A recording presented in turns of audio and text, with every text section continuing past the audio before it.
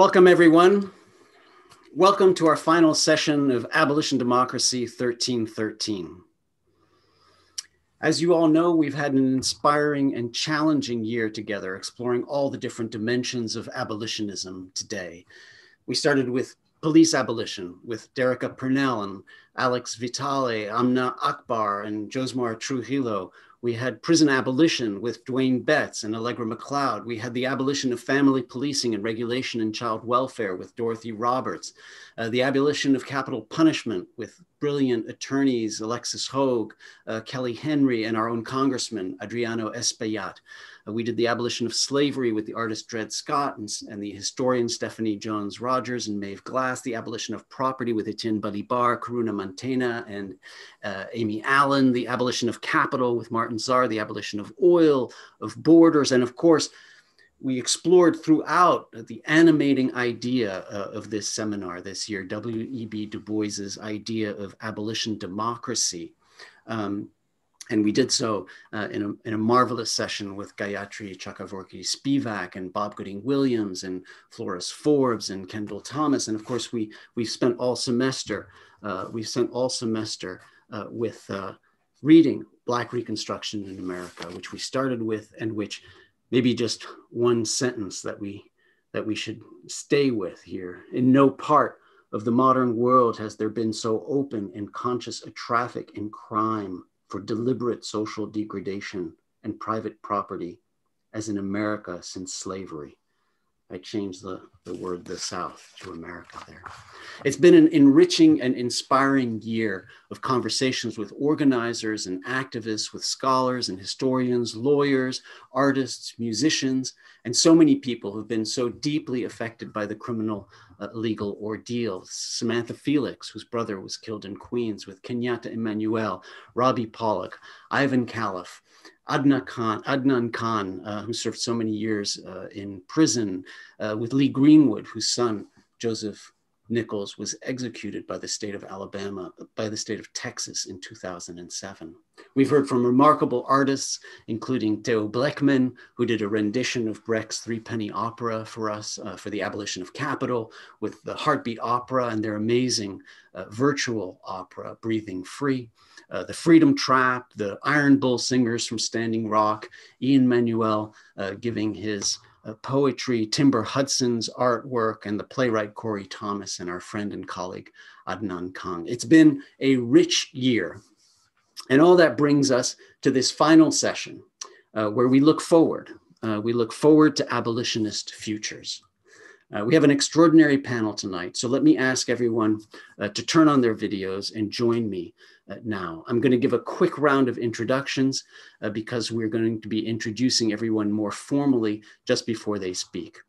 But please do turn on your, there you go. Hi, Ian. So I'm joined by our colleague and university professor, Gayatri Chakravorty Spivak, a true comrade in thought, in critical theory, and a comrade in arms, the amazing and inspiring organizer, Woods Ervin, thanks for joining us, who's been organizing, among other things, with the Interrupting Criminalization Project with Mariame Kaba and Andrea Ricci at the Barnard Center for Research on Women, my colleague and dear friend at the law school and at the Institute for Research on Women, Gender, and Sexuality, and at the Center for Palestine Studies, Katherine Franke, who's the author of one of our books that we read for today, the brilliant poet and writer, Ian Manuel. We're going to start with Ian in a few minutes. Cletus Alenga, a brilliant LLM student. Where are you, Cletus? You're actually in Ghana right now, so it's much later over there. Thanks for joining us. Sanya Anwar, a brilliant LLM student who's been writing and working and also working on her own nonprofit, which I'll talk about in a minute. And of course, posted a brilliant review of Catherine's book that you should read that's on the website. And of course, the inimitable Fonda Shen. Yes, you're there, thanks. Who made all these seminars possible this year and to whom we are deeply, deeply grateful. This is an exceptional panel. And again, we'll have formal introductions of everyone before each presentation. Now, our plan today is to focus on the future which of course often means better understanding the past, but the future along three dimensions particularly, as I spelled it out in an introductory post, which is on the website, so you can also read that. First, the future in terms of the future in this country, in the USA, of the abolitionist movement and the movement for Black lives. Second, the question of reparations, which is a very important and increasing topic in the news today, and so the whole issue of repair. And then third, the global dimensions surrounding abolition around the world. In this connection, we've read 3 books for tonight, and we'll be discussing them. The 3 books are Mariame Kaba's new book, We Do This Till We Free Us. It just came out in March, an exceptional collection of her work. The second book is Katherine Franke's book, Repair, Redeeming the Promise of Abolition. And so we'll be speaking with the author tonight, which is wonderful. And the third book is The Annihilation of Caste by B.R. Ambedkar. And we're going to be looking at that in terms of the global dimensions, particularly with Gayatri Spivak. Now, these 3 books are on the table, but I also think it's important to have 4 events, news events on the tables as well. The first relates to reparations, and it has to do with HR 40. The HR 40, which was labeled after the kind of unfulfilled Civil War era promise to give persons who were enslaved 40 acres and a mule. It's actually for the first time, there was a recent vote by the House Judiciary Committee to recommend the formation of a reparations commission to explore both reparations and a national apology. This was the first time it's been introduced. It was introduced by the late US Rep. John Conyers, beginning in 1989 every year. And so it's been there introduced every year. And this was the first time with a vote of 25 to 17 that it moved out of committee.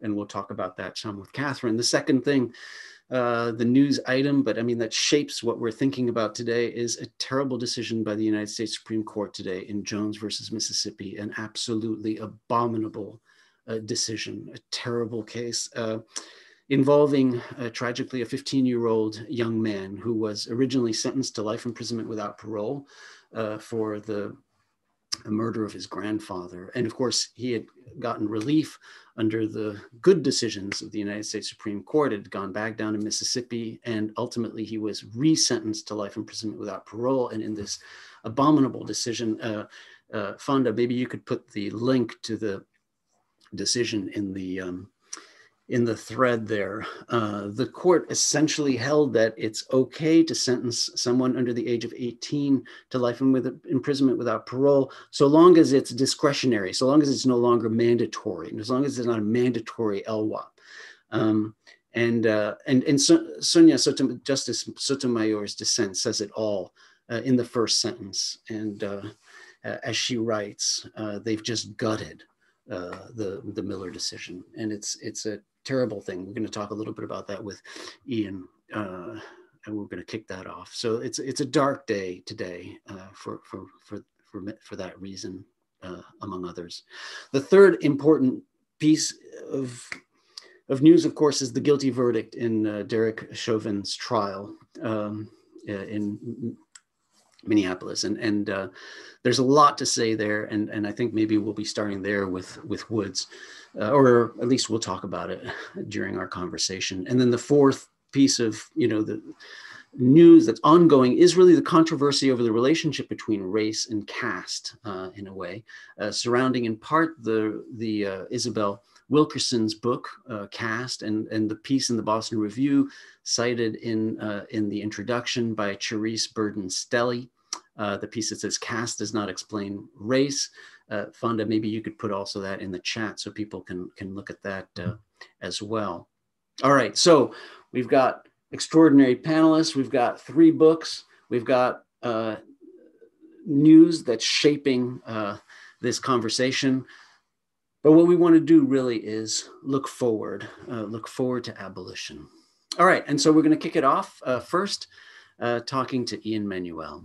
So let's start there, and then we'll then speak with Woods, and then with Katherine, and then with Gayatri.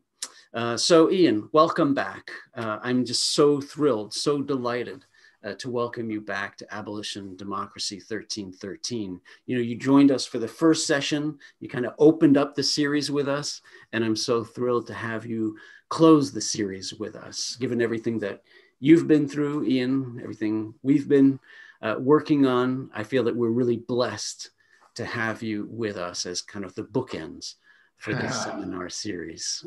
You're an incredible poet and an incredible activist. Now you're an incredible author. Move your head over slightly, and there's the cover of the book, My Time Will Come. The book is coming out on May 4th. So just in a week, there it is. It's really nice to always have that first advance copy in your hands. Perfect, thanks.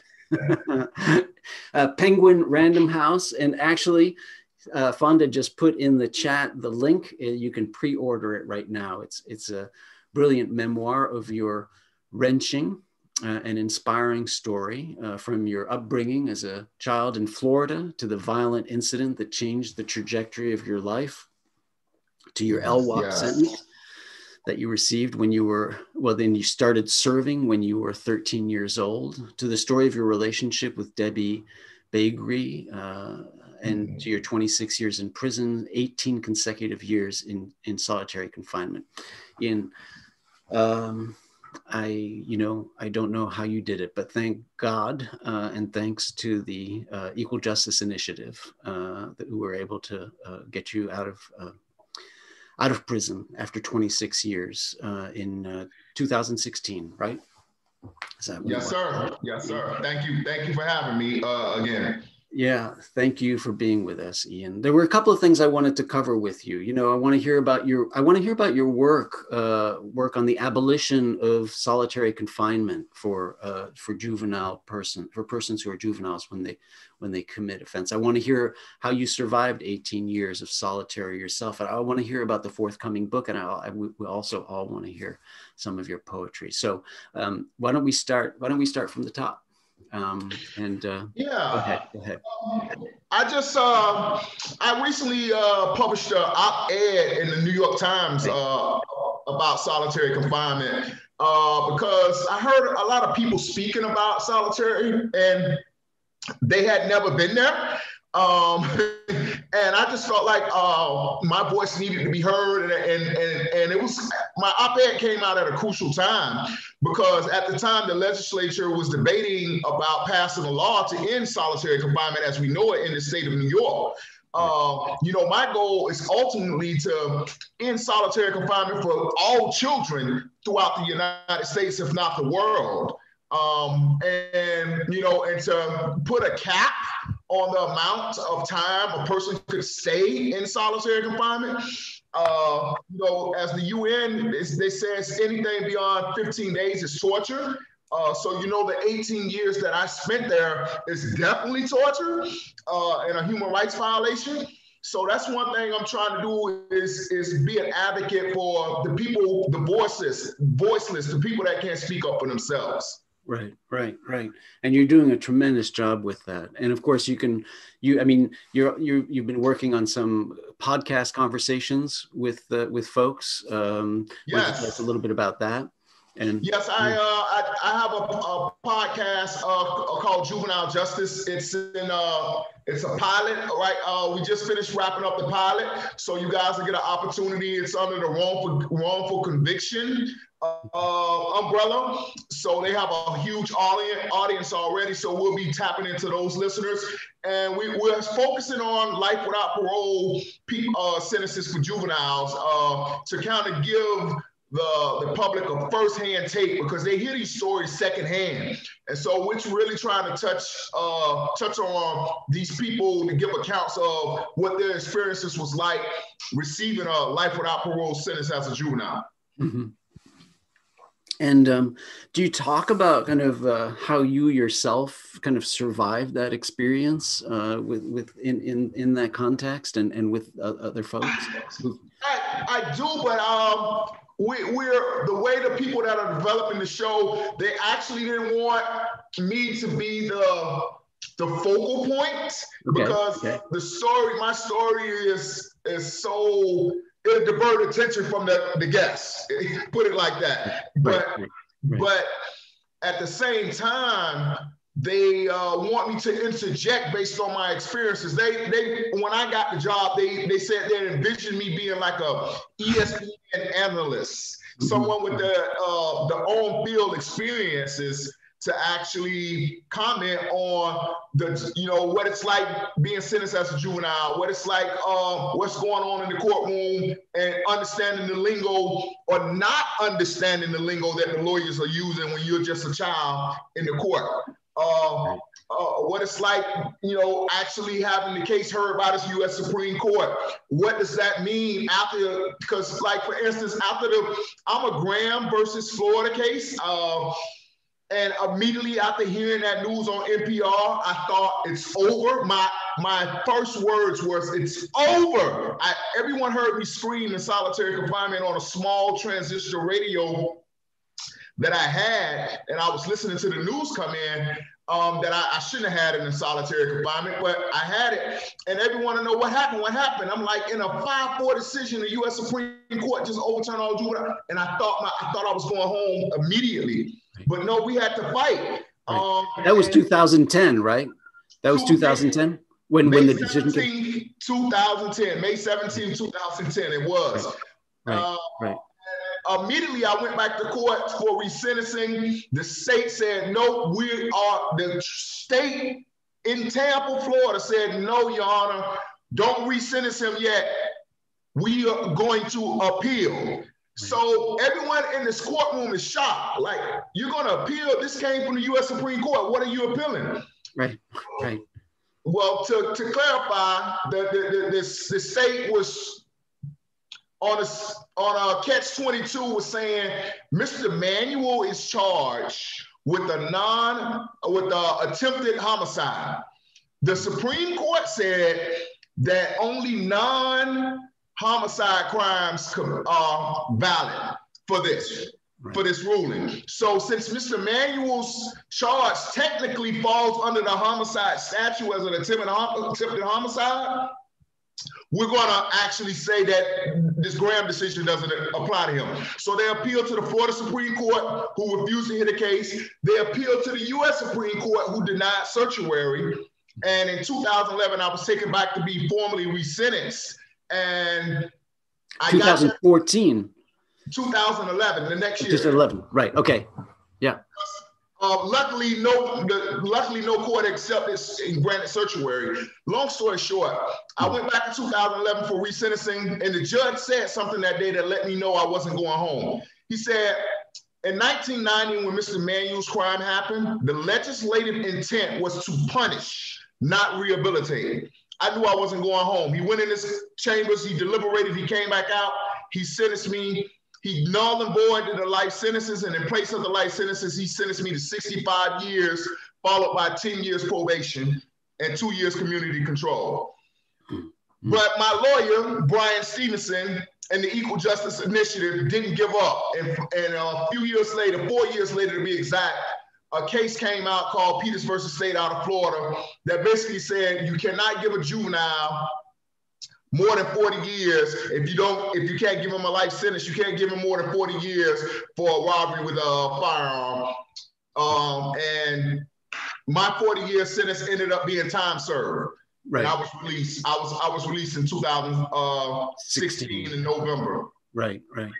And you were actually one of the 73 persons who had been children at the time and who had been sentenced to life imprisonment without the possibility of parole in this country. Yes, 73, right? It's in the only country in the world known to issue that kind of a sentence to children, basically. Yes, sir.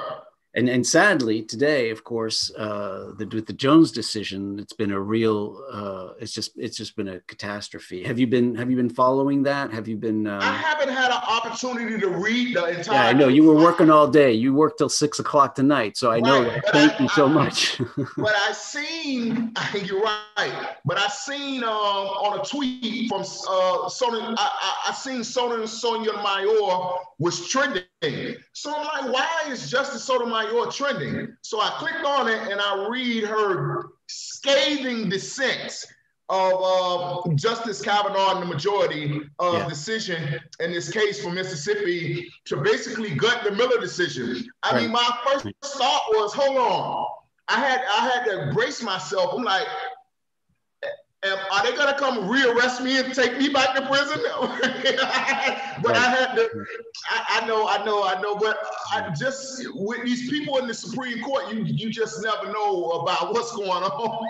I know. She opens the dissent with these words. She writes, "Today, the court guts Miller versus Alabama and Montgomery versus Louisiana.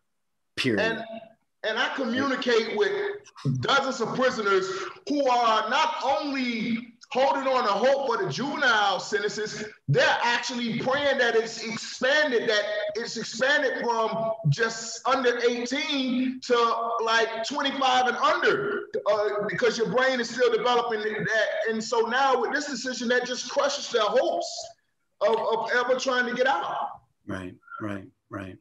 No, it's a terrible decision. We'll have to keep on struggling. We'll have to keep on fighting. Gotta keep fighting. I intend to. Keep fighting. Now, one of the things that, so you've got your new book coming out, and that My Time Will Come. You want to tell us a word about that? We just can't wait to read that. Yeah, this book, as I'll just read the back of it. Okay. This is an excerpt from the foreword written by Brian Stevenson. He says, "Ian is magic. His story is difficult and heartbreaking, but he takes us places we need to go to understand why we must do better. He survived by relying on his poetic spirit, an unrelenting desire to succeed, to recover, and to love. Ian's story says something hopeful about our future. I used to tell Ian I was proud of him, not because he was succeeding in prison or even because he was gifted and talented. I was proud of him for believing he was more than a crime, despite what everyone around him said. I was proud of Ian for refusing to surrender his humanity in the face of horrific, inhumane conditions of confinement. I am proud because, as this book dramatically illustrates, Ian has held on to his magic." Indeed. You stole my thunder, Ian. I was going to read Brian's passage. Oh, you was? Oh, I didn't know that. All right. That's all right. It's a beautiful passage because you are magic. It is a beautiful passage. Now, while you were incarcerated, Ian, you began writing poetry, yes. And which is really what you credit for keeping you sane and giving you hope, particularly while you were in solitary for so many years. And you also befriended the victim of the crime Yes, I did. Who's now one of your closest friends and a fierce advocate of yours. But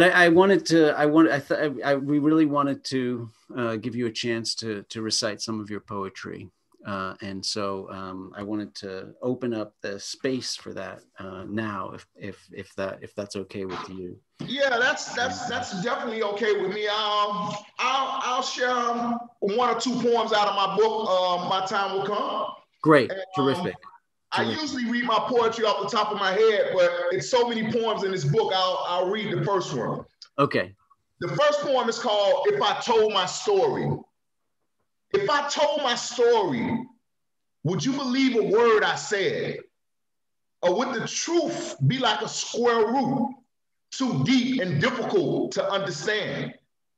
If I told my story and all the times I've bled, how I played hopscotch over blood drops, a result of a childhood curtailed in a cell. If I told my story of the water flashing closed eyelids like a dam, 1 million tears that never spilled, a wounded heart just waiting to heal. If I told my story of courage and my will to act in spite of my fears, how I survived being buried alive, you probably wouldn't believe your ears.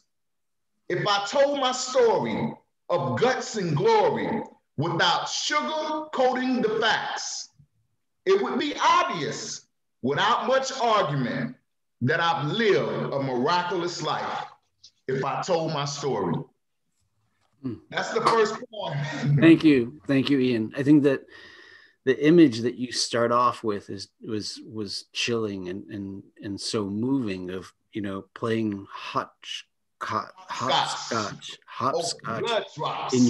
in your cell, right? Yes. As a 13-year-old kid, right? Mm.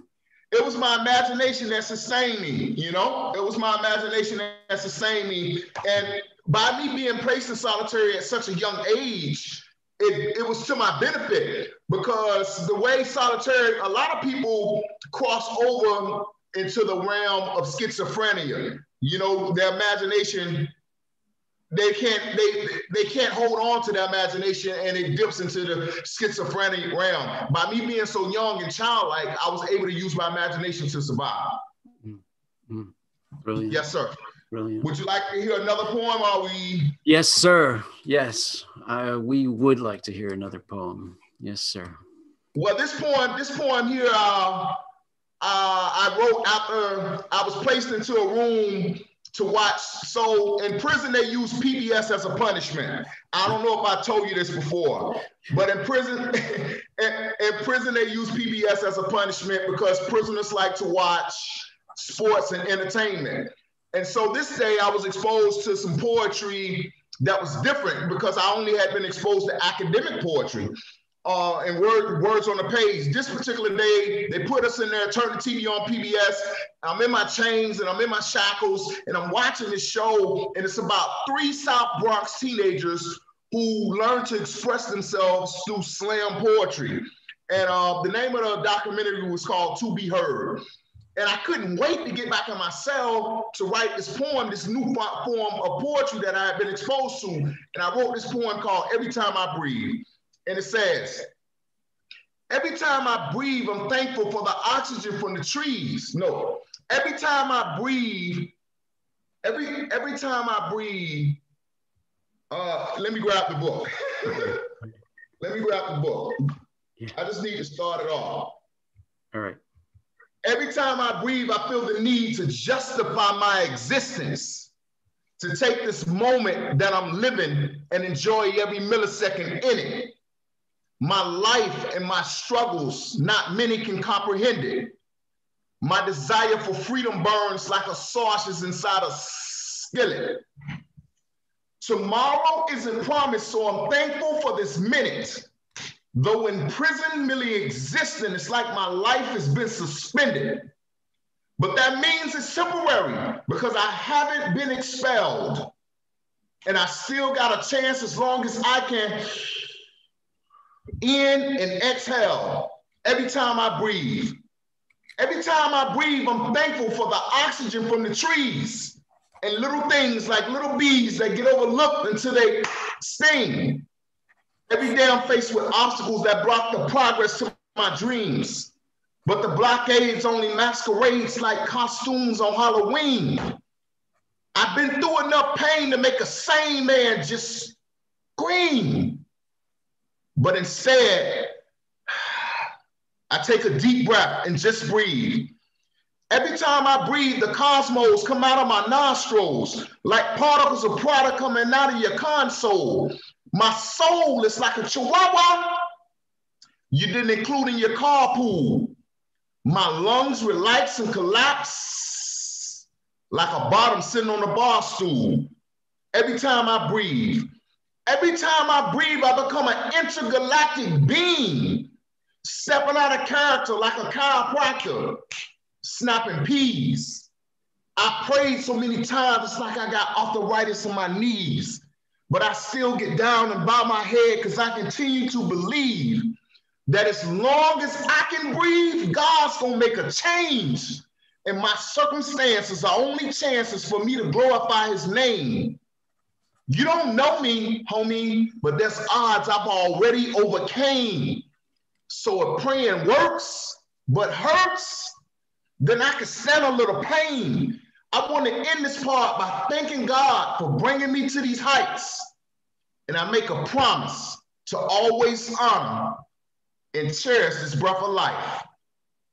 every time I breathe,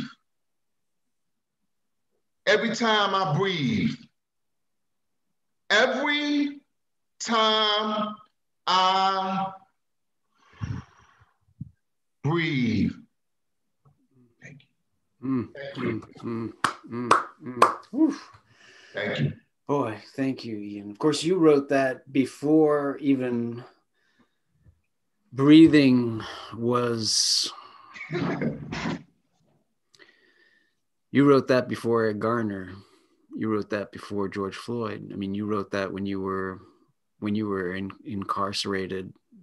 Incarcerated, just suffering, just envisioning breathing outside of those walls and that barbed wire and those gun towers, man.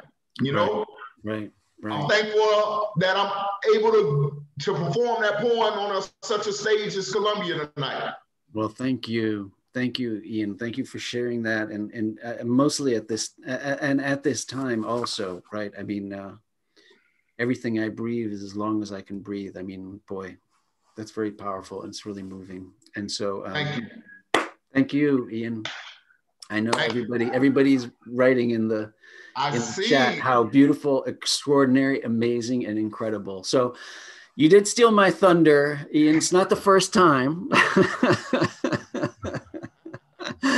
But I was going to end by saying Ian is magic. So everybody's got to pick up his book, and you know what, we're gonna have. I mean, as long as you're willing, we're gonna have an event with you as soon as the book comes out. You know, to just have you talk about the book and read something from the book, and so we'll be there. We can't wait till it comes out. We'll all be the first ones to read it. Thank you, guys. Thank you, Ian. Thank you. Oh man, let me tell these people in the chat. Thanks. Okay. All right. So speaking of magic, then let's turn to Woods Ervin, and incredible organizer and activist, and also to Fonda Shen, who is going to actually introduce and talk a little bit about Woods before we start our conversation. Fonda, you know, has been an absolute dynamo this year, running the CCCCT, running this seminar series. It turns out that Fonda actually graduates next week from Columbia College. All right, so everybody should, you know, give a big hand and applause. She wrote a brilliant thesis that was just yesterday awarded honors on the trouble of innocence.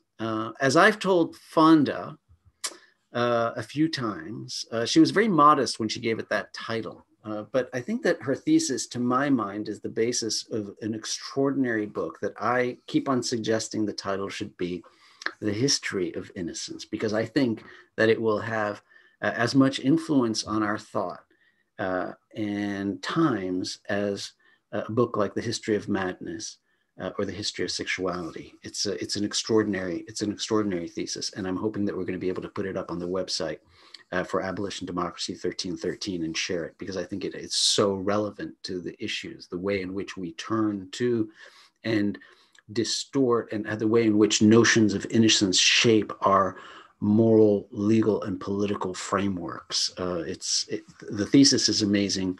The argument is so right. Of course, when Fonda is not writing and studying and running the center, she's out at Rikers running creative writing workshops, leading tutoring for students at Rikers, facilitating other programming, participating in the Digital Abolitionist. Yes, Fonda has a time turner. So if you ever need one, you got to somehow grab it from her. So before passing it on to you, Fonda, to introduce Woods, I just want to say, from everybody at the CCT and everybody who's been following the seminar, thank you for all you do and for everything you've done for this series. So thank you, Fonda, and why don't you take it away and introduce Woods. Thank you, Professor. And if I actually did have a time turner, I'd use it to go back to tell you not to make me cry beforehand so I can talk, you know, would have been nice. But I am so thrilled to be introducing this evening the tireless and inspiring abolitionist organizer, Woods Ervin. Woods is a Black, non-binary trans person from the South who has been deeply immersed in movements for racial and gender justice for over a decade. Woods began organizing in 2006 in Chicago with the Broadway Youth Center, both as a case manager and to develop transformative justice practices for street-based trans youth. They have also been a member of Critical Resistance since 2010, and from 2014 to 2018, they were part of Rebuilding Transgender Gender Variant Intersex Justice Project, or TGIJP, in California, a group of transgender, gender variant, intersex people creating a united family in the struggle for survival and freedom through an effective combination of rigorous legal service work and pure advocacy, power building inside prisons, jails, and detention centers, and outside in the community.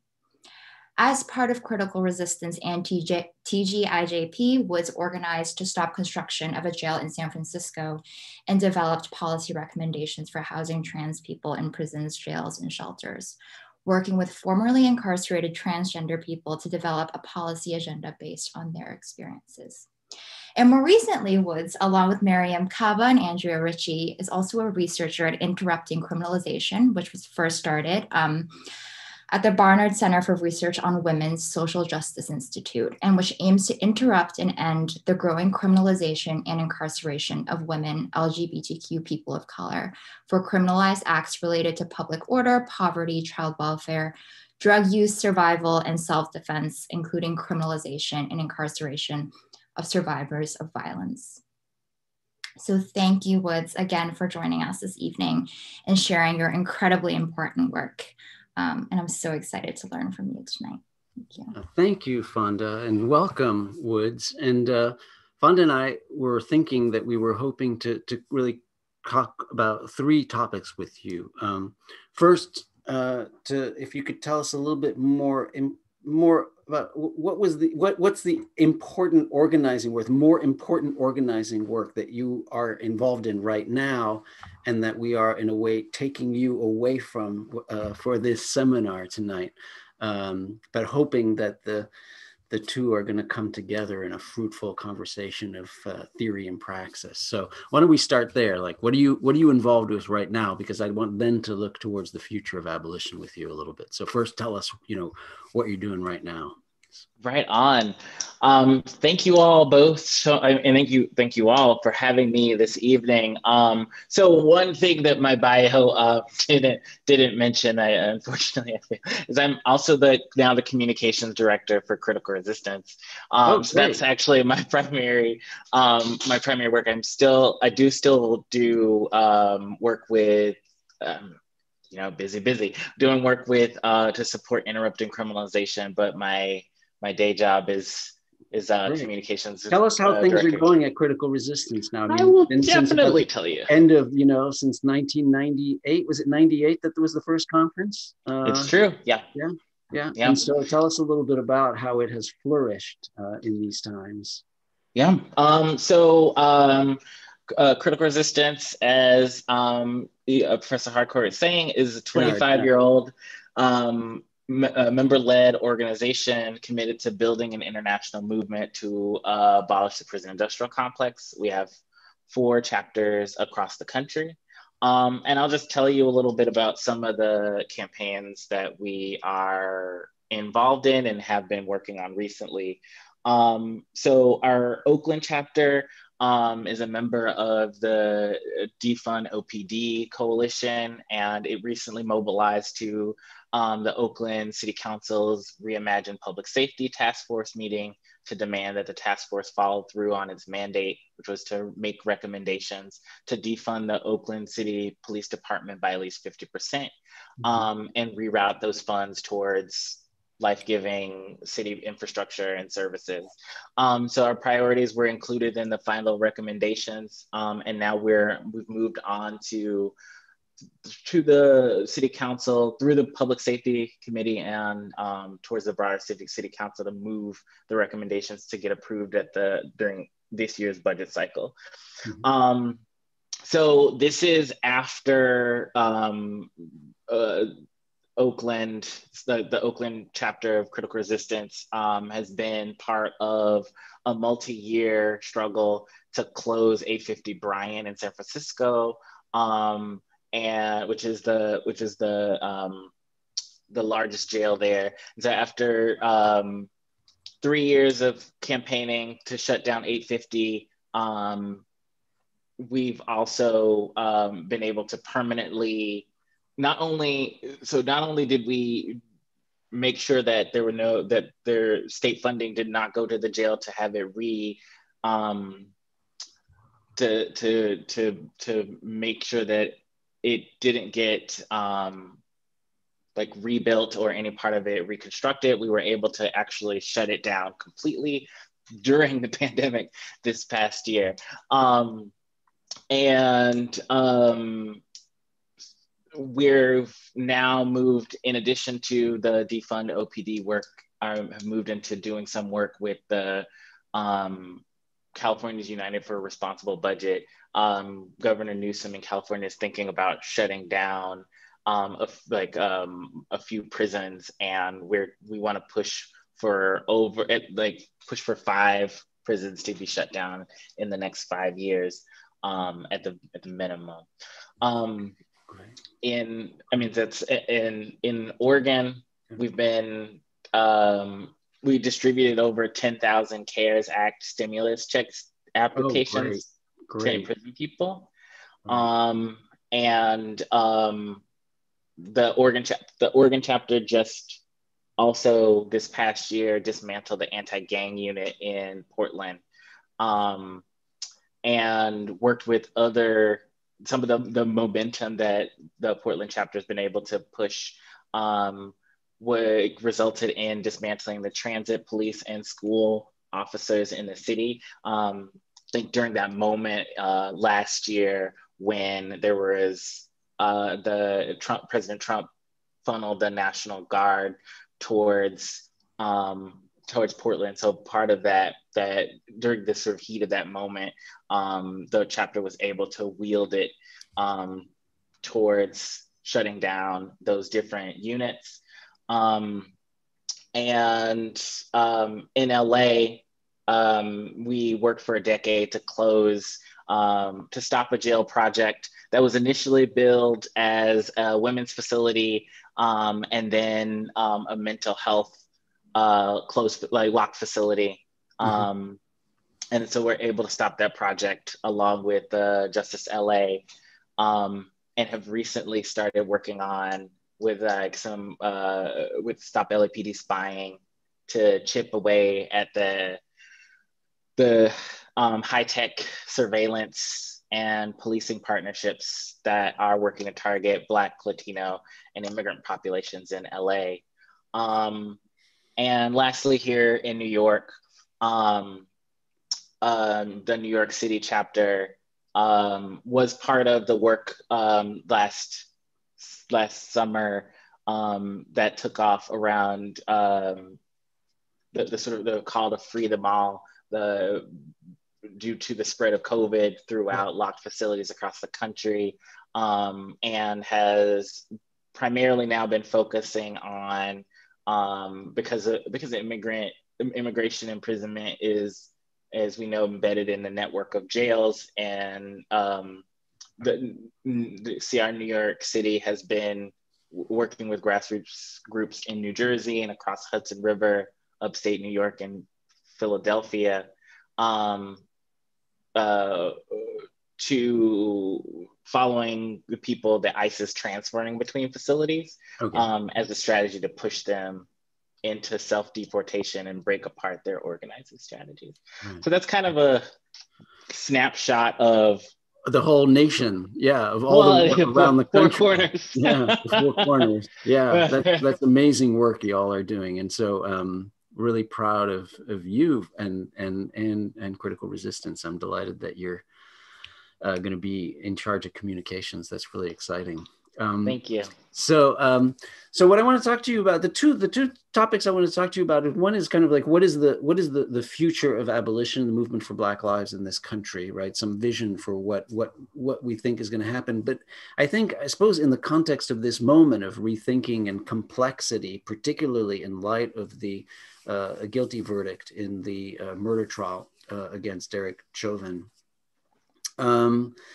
And of course, the guilty verdict happening at this time when, other children, women, and men of color are continuing to be shot dead by the police routinely. The numbers, during the trial itself, the numbers continued at their steady pace of approximately 3 fatal shootings, police shootings a day.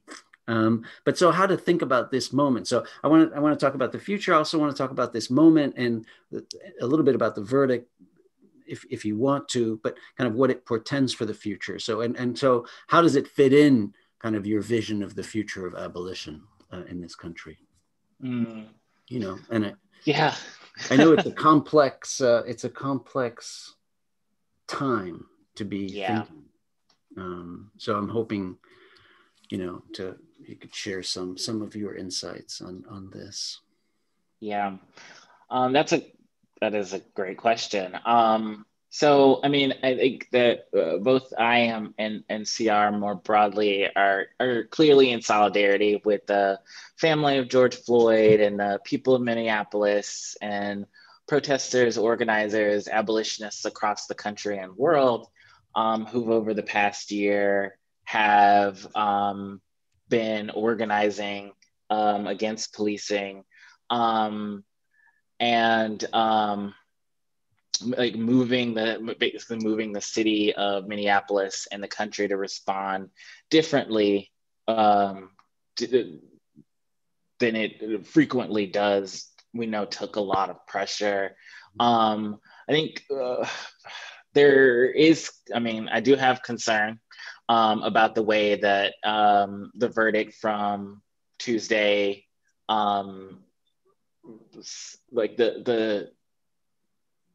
as we can see through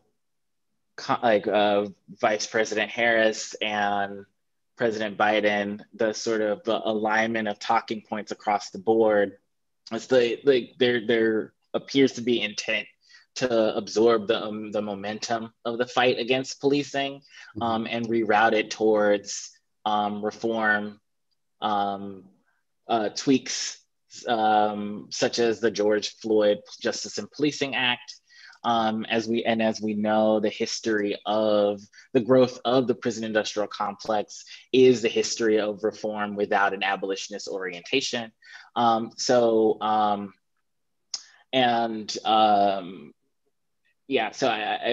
definitely concerned about the potential for expansion, as well as the sort of continued calcifying of carceral logic.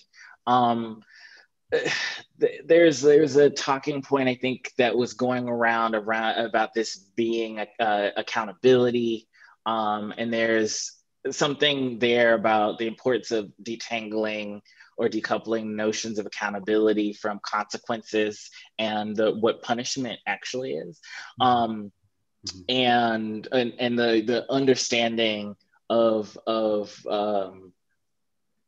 accountable to what and to whom, and that the fact that the current powers that be are willing to sacrifice clearly one or few cops in order to maintain the status quo.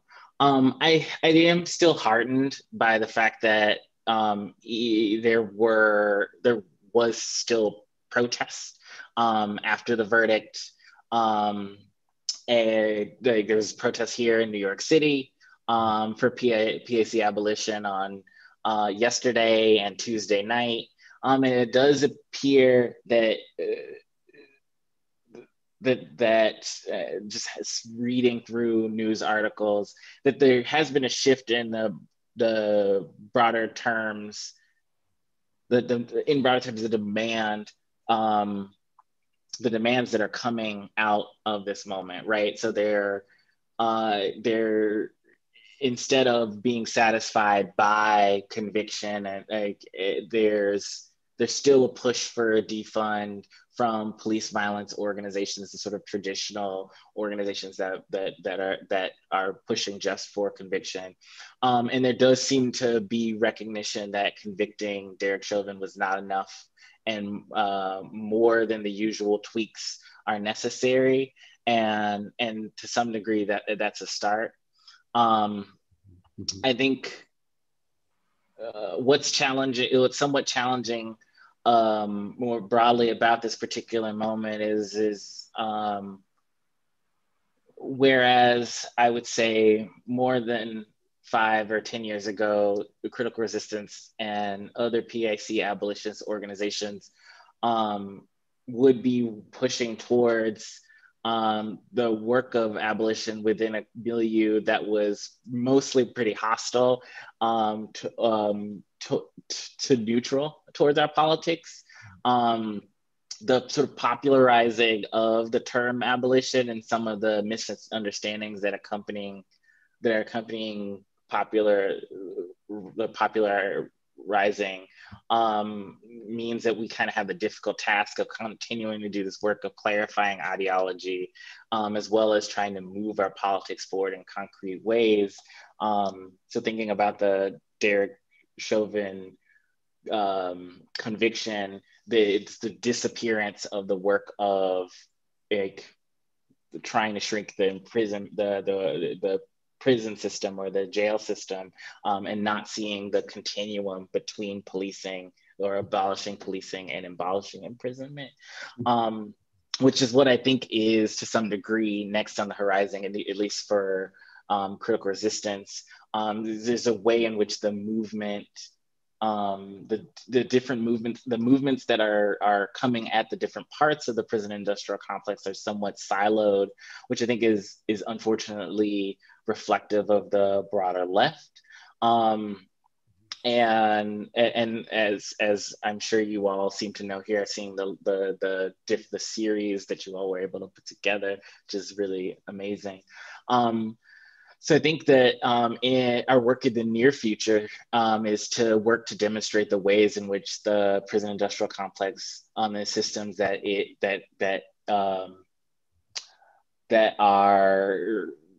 represents, or and like how they are entwined with each other, and therefore the need for that the movement to abolish the prison industrial complex and its parts needs to be more tightly coordinated, organized, and have clear strategy in order to seriously take on the task of abolishing it. Right. Yeah. And maybe like thinking, I mean, as you were talking, I was thinking about all the ways in which we need to integrate all of these struggles, all of the different ones that we've been talking about this year, whether it's the police, but borders as well, right? And then capital and climate change and whatnot. I mean, how they all we have to think through and kind of integrate them in our struggles. I know, Fonda, you wanted to jump in. Sorry to go ahead. Yeah, thank you so much, Woods, for your earlier comments. I just wanted to, you kind of touched on this already, and I just wanted to push you a little more on that, on one point, which is how do people, students especially, who are very galvanized by the movement, especially over the course of the past year, how do students who were otherwise, not particularly socially conscious or aware of what's going on, kind of join the movement or get involved in abolitionist organizing without co-opting it or diluting it in a way that would actually harm the movement more broadly? And how do they keep doing it? How do we make sure that this isn't just a 2020, 2021 thing that college students everywhere are kind of jumping on? How do we keep this going, and how do we do that responsibly? I think that's a great question. I think that I think one place to start is there's clearly learning about the prison industrial complex and movements to abolish the prison industrial complex. But then there's also the concrete work of looking at whether or not the university or school that you're at has a relationship to policing, whether it be cops on the campus or in investments in prison construction, or relationship to companies or that invest in prison construction and doing. I think there's been an amazing work across the country, led by students on campus to do work to shrink or eliminate their university's relationship to the prison industrial complex. So there's ways in which the prison industrial complex clearly weaves its tentacles into all forms of social life. And that's, I think, one concrete place to start. Yeah, we have a great bunch of groups here on campus actually that are doing that. The Abolition Collective at different levels. We've got a group at Barnard. We've got a group at the Columbia College. We've got a group that spans them all, the digital abolitionists. So I think that is terrific. And maybe the place to end then is, since we've been reading Mariame Kaba's book, is to think about that. How to get more people, right, to join the struggle. And she's got these beautiful words at the end of the book. I believe we need more people all the time in all of our work and all of our movements and all of our struggles. Question is how to get folks to struggle alongside us and with us. And as an organizer, this is the constant thinking I'm engaged in, and I'm sure that resonates with you, Woods, right? What are points Absolutely. Of entry for people so that they can find a way to lend what they know how to do, their talent, their ideas, to whatever it is that we're doing, while also learning in the process. So thank you so much, Woods, for all you're doing. And we're gonna shift gears a little bit, but then we're going to come back to these conversations once we've heard from Katherine and from Gayatri. We'll come back to this and put it all together. So thanks so much, Woods. You're a real inspiration to us all. So stay tuned. We'll be back with conversation and questions. Now I'd like to turn to Katherine Franke's book, and to introduce Katherine, I'd like to say a quick word about Sonia, who will be introducing Katherine and her work. Sonia Anwar is a brilliant LLM student here at Columbia, and she's been actively participating in this seminar all year, and so everyone will recognize her well and already knows her well. I think you were already engaged in conversations with Gayatri at the beginning of the seminar. Sonia spent several years engaged in trial and litigation practice, in civil litigation and other trial work. And then after that, she started her own nonprofit, organizing, and Gayatri, you're gonna like this especially, organizing an organization to support Varanda schools in Pakistan, which are schools where local women host and teach children in mixed age classes in their homes. And this is in Pakistan, in remote areas where there are very few schooling options, especially for young women. I know Gayatri works and does that also a lot of the, at least half of the year is working on that. And so you will have some conversations this evening as well, but that's remarkable work. Sonia. Sonia is also an amazing writer and researcher, and I hope you all read her piece that we just posted, which is an intervention in conversation with Katherine's book. And her work, Sonia's work, focuses mostly on US and international rights questions having to do with human dignity, mostly. And last year she published a really impressive piece in a book on interdisciplinary perspectives on human dignity and human rights. And of course, Sonia, most importantly, is the mother of a remarkable daughter, right? So Sonia, why don't you take it away? Thank you very much. It's been an honor and a real joy to be part of 1313. And today I have the pleasure of introducing Professor Katherine Franke, who is the James L. Dorr Professor of Law at Columbia University, where she directs the Center for Gender and Sexuality Law and is the faculty director of the Law, Rights, and Religion Project. She is also a member of the executive committee for the Center for Palestine Studies. Professor Franke is among the nation's leading scholars on law, gender, race, religion, and rights. On a personal note, it has been an utmost privilege to have been her student. In her first book, Wedlocked, The Perils of Marriage Equality, Professor Franke turned to history to consider the costs of being subject to legal regulation, specifically to marriage rights for same-sex couples in present times and for newly emancipated Black people at the end of the Civil War. Professor Franke's most recent book, the one that we read for today, Repair, Redeeming the Promise of Abolition, is another meticulously researched and crafted journey back in time to emancipation, this time to consider, imagine, and enact racial justice and freedom through reparations today. In her book, Professor Franke brings to the forefront the experiences, stories, and voices of the enslaved people and freed people to recount the events from two remarkable experiments of freedom through land ownership in Port Royal, South Carolina, and Davis Bend, Mississippi. Repair invites and compels one to imagine what freedom would have looked like if formerly enslaved people had been given a stronger voice in shaping what it meant not just to be freed, but to be free. And if this alternative blueprint for emancipation had not been abandoned.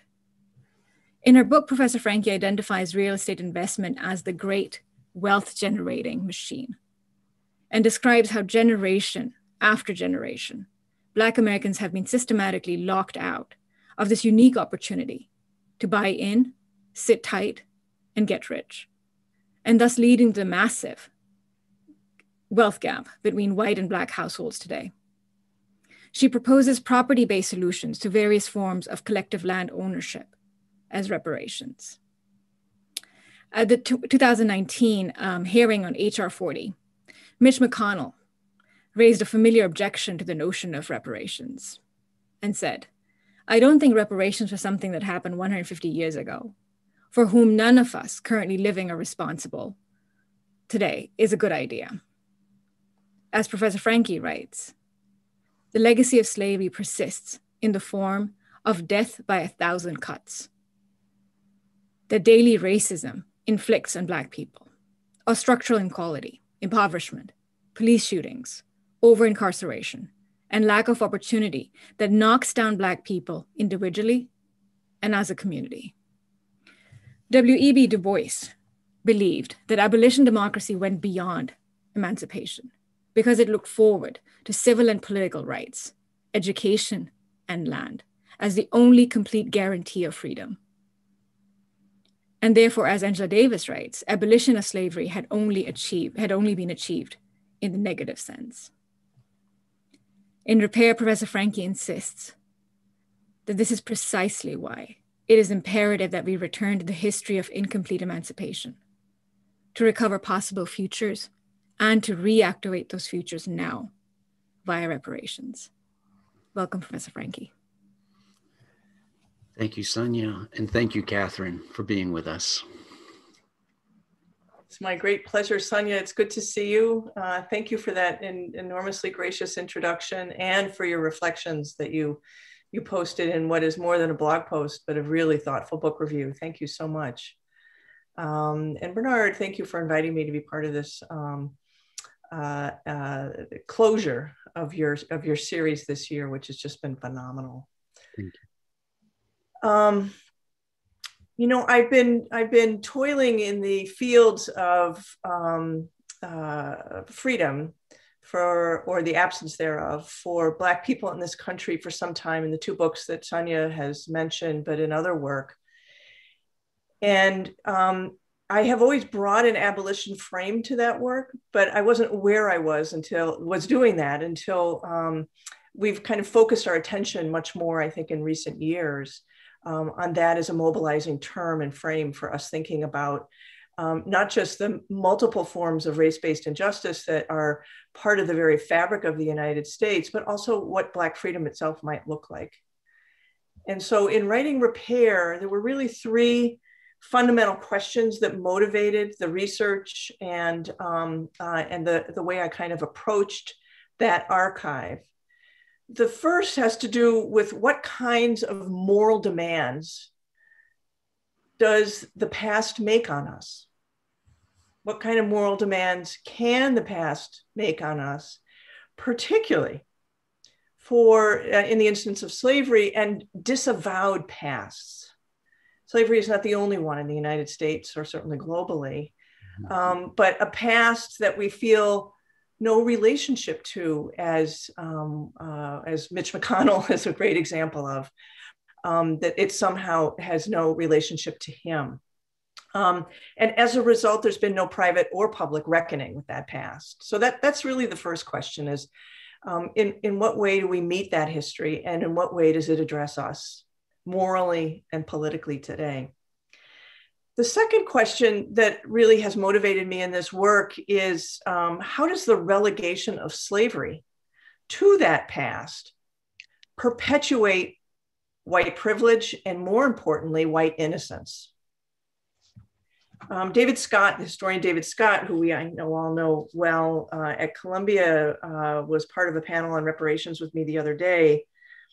And he said, this question of the past being relegated and sort of cordoned off also raises questions about, to what degree can we face that past as a kind of rupture for which there really isn't repair? He reminded us that Oedipus doesn't get his eyes back, right? Nevertheless, if we can't, as we say in the law, make whole the people who have experienced enormous forms of inhumanity and torture, in what ways does our failure to face that past end up inoculating white people in the present from any responsibility for that past? The third question that has motivated me, and specifically in this book, is a very tough one about whether there is a necessary relationship between emancipation and freedom. That is to say, is freedom the opposite of slavery? Or are these actually graded categories, that there's a middle ground between freedom and slavery? A middle ground that I think Black people still occupy in the United States, of being perhaps not formally enslaved, but not free. And the story of the people I studied in this book, I think, teaches us that there's an enormous difference between being freed and being free. Sociologist Orlando Patterson is well known for talking about slavery as a kind of social death. Well, what kind of social life is inaugurated upon one's emancipation, individually and collectively in a community? And the book tries to address that question of the social life of being freed, but not entirely free. So if I can, and just lastly related to that, I think this question of reparations helps bridge that gap between being freed and being free, and is absolutely necessary for us to take up today, both in a backward-looking way of reckoning with the past, but also creating the very possibility of Black freedom in the contemporary context. So if I can just share a few pictures and a few slides to kind of bring us. And just to say a word there, because the relationship, that's on your third point, the relationship between emancipation and freedom, or between being freed and being free, and how you place reparations in the middle of those two. It really reminds me, thinks me of the conversation that we've been having throughout all of these 1313s, going back to W.E.B. Du Bois's notion of abolition democracy, which is the difference between the negative and the positive, in a sense. And that's the way he phrased it, like the negative of freeing or just like ending slavery, but the positive of actually creating freedom. And so that really resonates. That's really a beautiful way. And I'm intentionally echoing that idea of his, but using somewhat of a different framing. But I will say to talk about enslaved people and freed people, I feel like I always want to bring them in the room when we speak of them, and bring their spirits into the room with us. This is a group of freed people in the Sea Islands of South Carolina, in Beaufort, the community of Beaufort in South Carolina, in 1861, July of 1861. They had become freed the day before by operation of Northern troops arriving and occupying the Sea Islands. It was by the very presence of the Northern military that the material state of enslavement transitioned into the legal state of freedom. with their presence and their occupation. The material lives of the now freed people didn't change enormously, but their legal status did.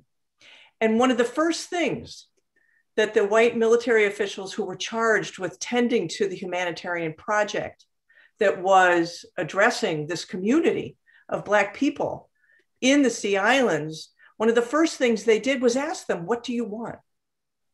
What does freedom mean to you? Really quite remarkable at that time that they cared to ask, and that they didn't just come in with a military project and sort of, sideline the Black community in the Sea Islands. And they got a very clear answer. What is the use of giving us freedom if we can't stay where we were raised and own our own house where we were born and our own piece of ground? There's a very powerful photograph here that was taken of the freed people in Beaufort. Land, home, a place that is ours, that relates to our past, and is very visceral on the level of actual soil. Soil that had absorbed, of course, the blood and the bodies of their families and relatives. So too, they said, the way we can best take care of ourselves is to have land and turn it and till it by our own labor. We want to be placed on land until we are able to buy it and make it our own. The last piece that they said that was so key is, and we want you, the white people, to leave. For us, freedom means being able to repair our community, being able to build our community, being able to love our community on this land that is our own, separate from you.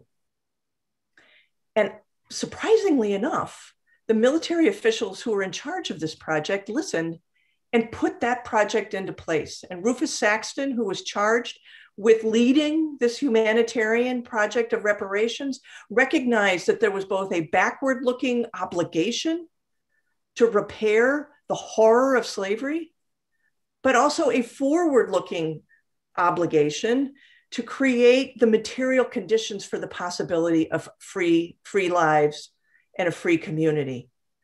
And so he put this land redistribution explicitly as a form of reparations policy into place. And the Black people of the Sea Islands were told to make claims to the land they wanted. This is one of the documents that I worked with at the National Archives of the Fripp plantation in the Sea Islands. And of course, Black people could neither read or write because that was a crime to teach them to read or write. So they marked this land claim with their X. And just, bear witness to that X for a moment. This is not only the first act of freedom that these people undertook in writing their name with an X. It was the first act they took as human beings, having been transformed from property to persons by the mere presence of these white military soldiers.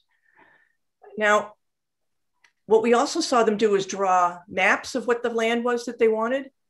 And I'll note that there are women here, Black women getting title to land at a time when white women could not legally own land in their own names. They were subsumed under, covered literally by the legal identity of their husbands.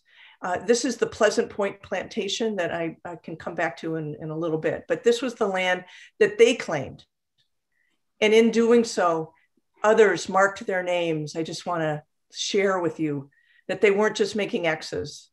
They were making themselves present in a way that made them that individualized them, and I think speaks in a extremely moving way, at least to me, about what it meant for them to put their mark on these pieces of paper and do so creatively and individually. But we know what happens, right? Fast forwarding, Lincoln's assassinated, Johnson becomes president, and all of this land to which title had been given as reparations is violently taken from the Black people of the Sea Islands and returned to the white landowners and slave owners who had lived there before, so long as they pledged fealty to the United States of America. All of their property, except in slaves, was returned to them.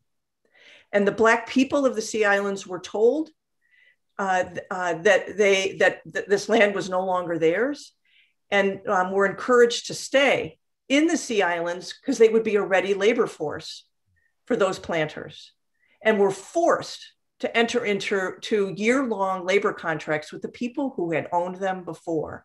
This is what freedom looked like for the people of the Sea Islands, to be freed, but not truly free.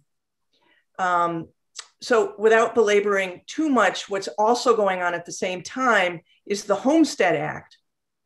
Very same time that land is being given as reparations to Black people and then taken away, hundreds, millions of acres, actually 246 million acres of land in the West is being basically given for free in 160 acre lots to white people as a way of settling the West. As long as they worked the land, they basically got it for free. 1.5 million families got this land from the federal government. And it was never taken from them. And studies show different amounts, but between a quarter or more than a quarter of the wealth in the white community in the United States is traceable back to the Homestead Act.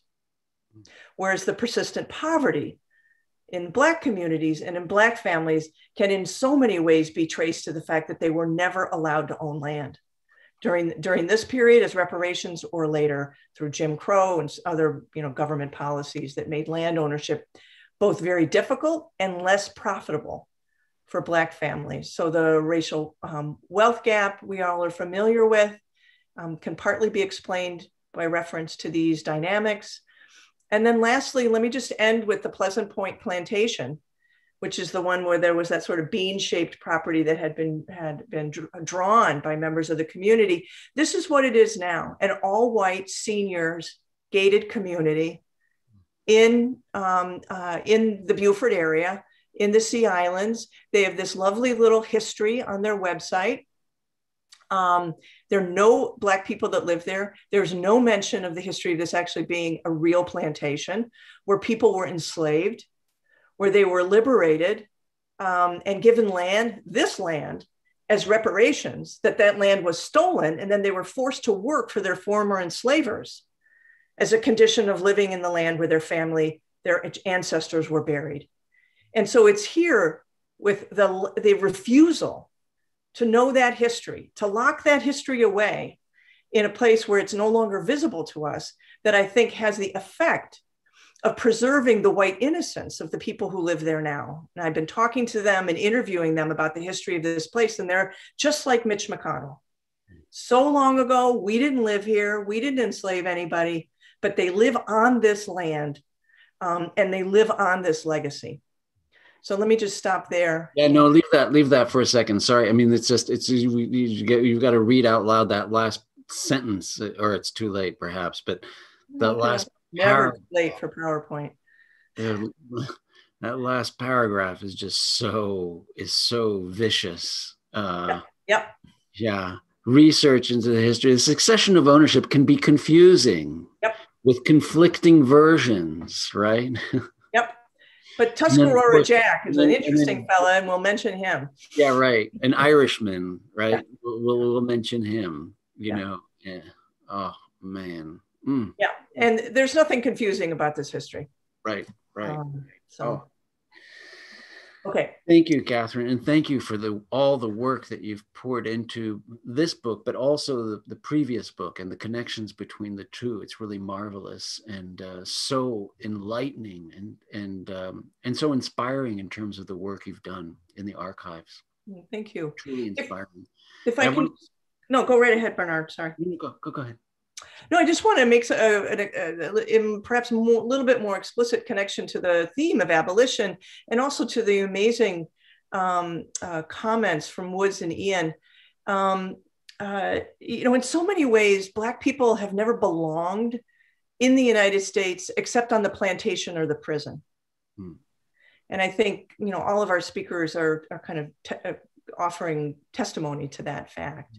And so part of what I believe the abolition movement is committed to, although I may be framing it somewhat differently than say Woods might, or the others who are working in this area would, is creating another viable home or space or place really for Black people.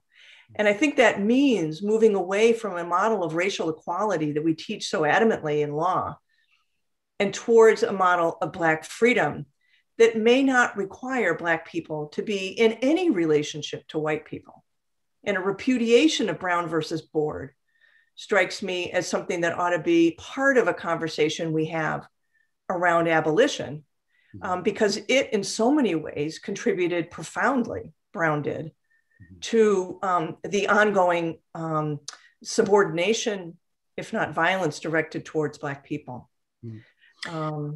Yeah, that makes me think particularly of, I mean, a text that I've been poring over a lot this year, written by Du Bois the same year as Black Reconstruction in America, but A Nation Within a Nation, A Negro Nation Within the Nation. It was a text he wrote for Crisis in 1935, the same years. And in which he does talk about that as a separate, a form of separatism based on cooperative and cooperatives, but that needs to be established in order to kind of create the footing and equal kind of a momentum and freedom to then maybe think one day of forms of integration. But the separation there was in Du Bois's text in 35 in a fascinating way. That also raises some issues I want to come back to with you after we hear from Gayatri, about issues of cooperatives and of property and cooperatives, because I think that's really one of the fascinating things about your work is this idea that the desire for property. And you know, we had the couple of sessions on the abolition of property, and you know, it doesn't fit in comfortably here. The solutions that you talk about in terms of reparations are interestingly in the context of forms of cooperation or collective ownership.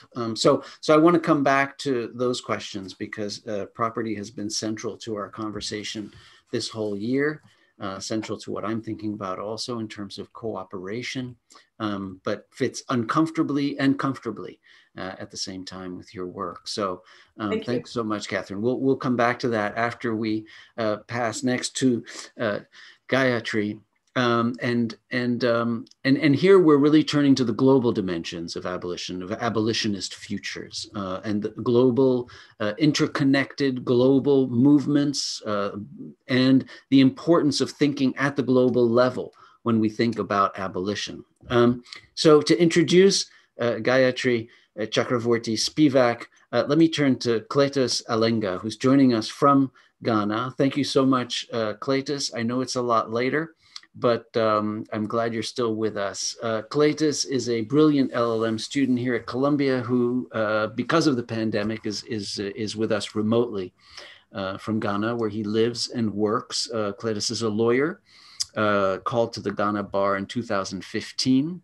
He studied philosophy as his first degree, and then he enrolled in the LLB, which he received at the University of Ghana, and he's practicing now for 2 years, is that right? Doing mostly civil litigation and legal audits and reviews. And about 4 years ago, 2017, you started working at the Office of the President of Ghana as a policy and research associate, which you continue to do. And so welcome. Your writings and your work is predominantly in the area of philosophy and law and jurisprudence and law and development. So Cletus, welcome. Thank you again for introducing Gayatri Spivak. Thank you very much, Professor. And I am really pleased to introduce our last speaker for this evening, Professor Gayatri Chakravorty Spivak is university professor in the humanities and a founding member of the Institute of Comparative Literature and Society at Columbia University. A renowned literarist, theorist, post-colonial scholar, and a feminist critic. She is best known for her essay, Can the Subaltern Speak?, and for a translation and introduction of the Jacques Derrida's of Grammatology. She specializes in 19th and 20th century literature, politics of culture, feminism, Marx and Derrida, and globalization, and has written extensively in these areas, including her books, A Critique of Postcolonial Reason Towards a History of the Vanishing Present, published by the Harvard University Press in 1999, and An Aesthetic Education in the Age of Globalization, also published by the Harvard University Press in 2012. Since her first interview in 1963, Professor Spivak has commented and written on almost every event of sociopolitical importance and has been awarded by several universities across the globe, including the University of Toronto, University of London, and my own alma mater, University of Ghana. I'm sure she had a good experience when she was in Ghana. Today, we are discussing abolitionist features, and Professor Spivak will be speaking on the global dimensions of abolition. She will discuss B.R. Ambedkar's Annihilation of Caste, prepared for a conference of caste Hindu social reformers. But when the organizers learned of his radical call for the destruction of the Hindu religion as a way of dealing with the caste system, they disinvited him. Now, this is interesting because Professor Spivak himself has expressed some radical views since a first interview in 1963, especially as a postcolonial scholar and critic. In the Critique of Postcolonial Reason, for example, she challenges the colorization of people as white and people of color, arguing that, quote, this nomenclature is based on the implicit acceptance of white as transparent or no color, and is therefore reactive upon the self-representation of the white, unquote. Professor's radical commitment to justice and equality is not only reflected in her scholarly and theoretical work, but also in her praxis. In addition to her scholarship and teaching at Columbia, she is also deeply devoted to her work establishing and nourishing a network of rural schools in India. She travels to West Bengal frequently, as she has for decades, to, in her own words, train the teachers by teaching the kids. Teaching not only literacy and numeracy, but also democratic empowerment.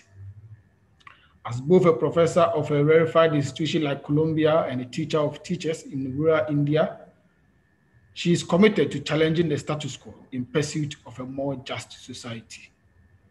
Abolitionism has no future if we do not challenge the status quo. As Mariame Kaba, drawing from an earlier work of Ruth Wilson, wrote, building a different world requires that we not only change how we address harm, but also that we change everything. She encourages us to begin our abolitionist journey, not with the question, what do we have now, and how can we make it better? Instead, we should ask, what can we imagine for ourselves and the world? If we do that, then boundless possibilities of a more just world await us.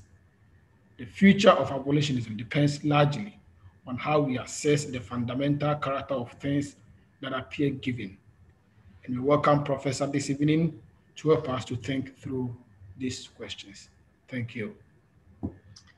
Thank you, Cletus, for that lovely introduction. And thank you, Gayatri, for joining us this evening. I'm glad you're still with us, so the health is doing okay abroad. Yeah. Good. Yes, yes, yes. Okay, Cletus, thank you very much for that lovely introduction. In fact, you know, not only did I enjoy my experience at Ghana Legan when I was given the honorary doctorate, I was very happy that Du Bois himself also wore the same gown. And these days, whenever I wear an academic gown, it's the Ghana Legan gown that I wear. But also, you know, I go to Ghana all the time. Kofi Anjoho was a student of mine. And I am, in fact, going to Ghana again on the 22nd of June. It's because Du Bois died there, right? Du Bois's final core collection, which people are really ignoring, is right there in Ghana. So anybody who wants to know what the old guy really wanted to keep as his when he moved for the last time out of the United States must go to Ghana. And I will tell you, if you ever go into the Du Bois Center, you will see a revolving chair, which I donated to the library because the Du Bois Library is so neglected that it did not have a revolving chair, and I can use it every time I go. So no, I stay in the Marcus Garvey Center, right there on the Du Bois compound. So my dear friend, I hope to see you on the 22nd of June. Okay, I'm right there in Accra. So there you are. Du Bois died there. I would also like to say something about Mitch McConnell's remark. Okay, he cannot distinguish between historical responsibility and personal guilt. This is a stupidity of the worst sort. You don't have to go into any details of any law or anything. I'm, as Cletus took good care to mention, and it's necessary to mention it, I'm an upper caste Hindu. What do I say to these untouchables whom we destroyed over thousands and thousands of years? I have never been someone against caste. I say to them, look, I'm your enemy. I'm good. My parents were good. But 2 generations of good people do not undo thousands of years of oppression. You must do without me. That's our project, that they will do without me rather than always be dependent on the upper castes helping them to be free. No, sir.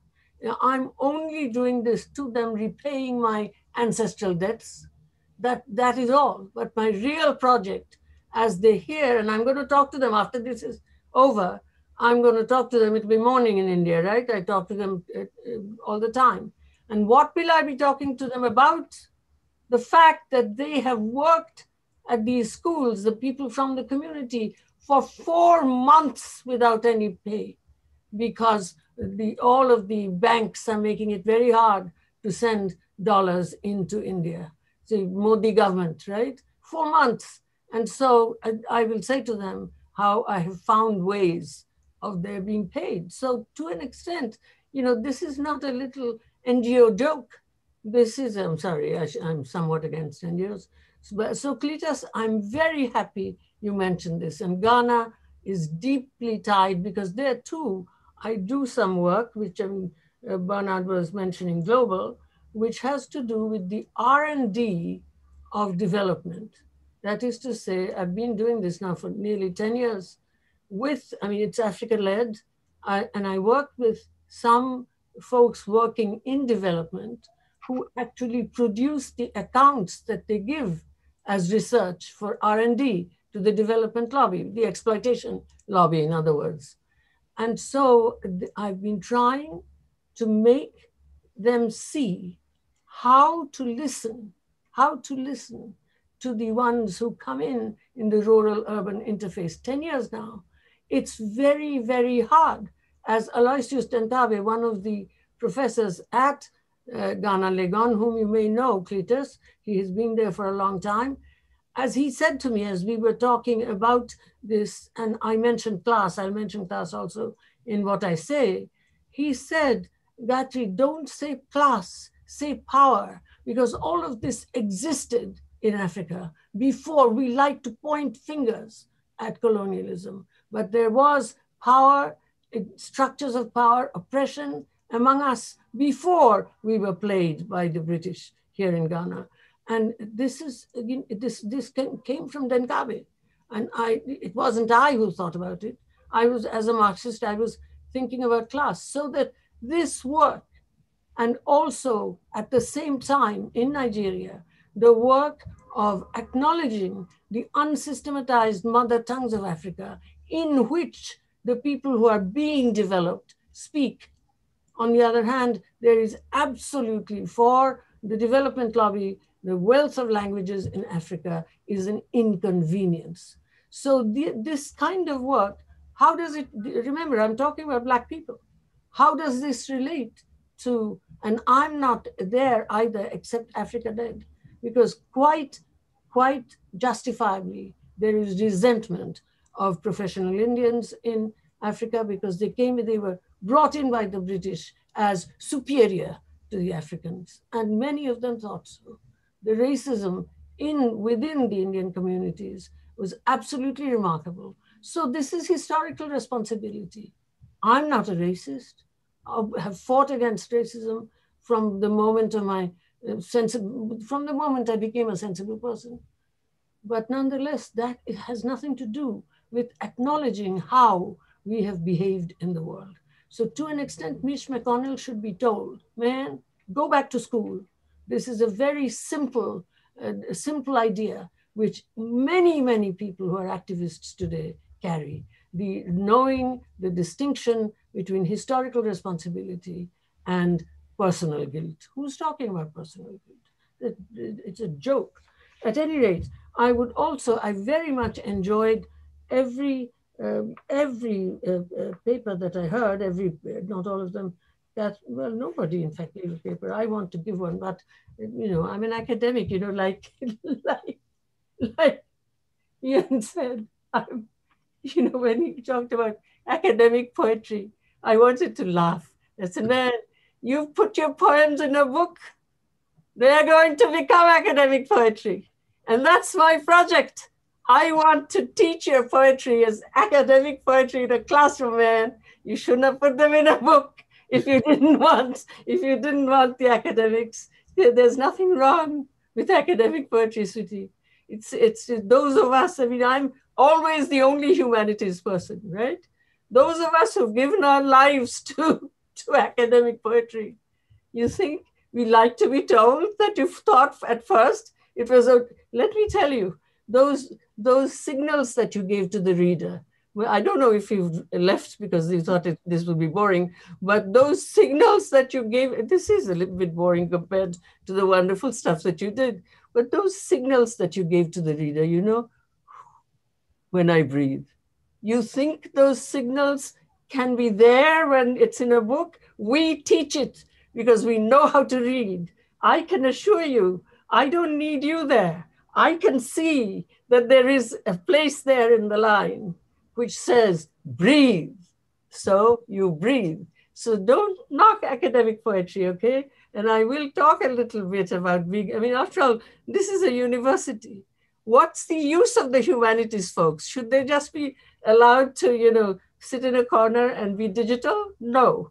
So therefore, I will in fact talk a little. I've used up 10 minutes of my time, so I won't talk a lot about this. But I would like to say something to Katherine, the fantastic accounts that she gave. In the thing that Du Bois wrote, of the dawn of freedom in Souls of Black Folk, the sorrow song of the dawn of freedom. Every essay in Souls of Black Folk has a line of notation as an epigraph. First of all, a poem from the European tradition, sometimes Schiller, sometimes Arthur Symons, etc. Below it, just a line of notation. And again, I'm speaking to Ian, what Du Bois is doing there, just as you have put in your poetry, that moment where the reader, if the teacher is good, and that's the only thing I can do, teach poetry, the only thing. And so if the teacher is good, the teacher knows to tell the readers, breathe here, man, and then read the line. And in the same way, what Du Bois is doing in Souls is asking the reader, not giving the name of the spiritual, not giving words, just the European notation. Asking the reader to perform the tune. That's all, to perform the tune. And in the Dawn of Freedom, of course, we find out what it is because we write books on Du Bois. So the song like that is Nobody Knows the Trouble I've Seen. I don't know how many of you have heard it. There are many, many versions and many versions. Mahalia Jackson's version is fantastic. But the thing is that when, the Homestead Act, when the freedmen and women were told by Howard that they had to actually pay they had to return their land to the General Howard was obliged to tell them that they had to return their land to the plantation owners, sometimes their own masters. Then the freedmen and women, when General Howard said this to the Freedmen's Bureau, this immediately broke into the song, Nobody Knows the Trouble I've Seen. If you really follow that song through, you see, this is what the humanities people can do. They can tell you that this is the way to read Souls of Black Folk, not just summarize what Du Bois was saying. That's one of the things that, I mean, the moment you started talking about it, I started humming that song. And how have I learned to hum that song? Because Du Bois told me that you must hum this, you must sing this, if you want to read my book. Exactly like Ian, you must breathe in. And another thing, and I'm not, obviously I had a written paper and I'm not going to be able to read it, but let me just say also to Ervin that his idea that I really liked this one, his idea that the popularization, I quote your word, the popularization of the idea of abolition is requiring us to correct the ideology. That's what I am doing too. You know, global schmobal. I've lived in the United States for 60 years, which is more than most of you have because you're younger. So I'm global because I'm also a New Yorker, not because I'm talking about all of the world. No, I'm local here and I'm local everywhere. The world is my home.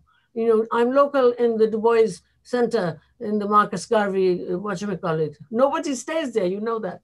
But I could tell you stories about how I related to Fafa, for example, but that would not be a proper story for this crowd.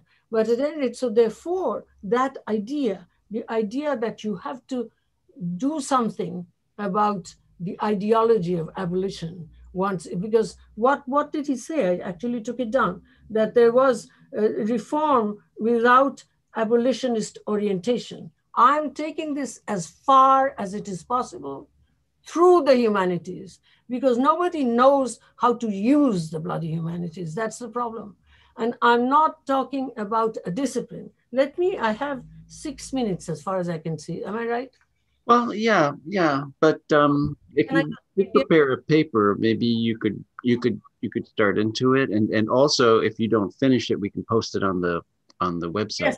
Yes. Thank you very much. But what I'm going to do is I'm going to just say the one thing which again Ervin would understand very well, that as I read The Annihilation of Caste, you know, Ambedkar completely says that the caste system has nothing to do with race. To hold that, I quote, to hold that distinctions of castes are really distinctions of race, and to treat different castes as though there were so many different races is a gross perversion of facts. You can certainly use it as an analogy, and I respect all uses. I'm not censoring anyone.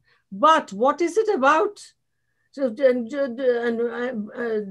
Ambedkar goes on talking about untouchables of Madras, and it won't make any sense to you. But what he says is that it is about the caste is about how to use surplus women. That's what his thing is, okay? And he says it is the imposition of endogamy on exogamy, I quote. And at the end of his life, when he was thinking of putting together the pieces that he liked best, he wanted this 1916 essay also to be included. He didn't live to do it. So therefore, what he's doing in Annihilation of Caste, since he's a man born into a so-called untouchable caste, it's somewhat like a black leader writing to white abolitionists. One is reminded, I wrote in the Post, you might have read it, one is reminded of Malcolm X's words to the white woman who asked what she could do to help. Nothing. But then this nothing, doing nothing is an important thing. So to an extent, and that is what I learn when I work for, I mean, I say to them, I'm your servant. The people that I work for, I'm not helping them in any way. And one thing that must be remembered is that I am deeply involved with the quality of the education that would fit the way in, I'm not just interested in having people sit there and be taught in the horrible way in which education is understood when, when you go that far down. So therefore, this is something that should be remembered. So let me now use my last 5 minutes to say that what I'm proposing is that abolition is the law and annihilation is justice. To isolate and locate caste at the level of gender is because the gender is so much bigger than all institutions. It holds us, as it were. So it also includes the dangerous, incalculable supplement of the possibility of desiring violence. It is possible. I mean, we can't just be goody-goodies and speak against, do away with violence, because it will not happen. The incalculable thing is that we can, as you well know, if you're not just a missionary position person, you can desire violence.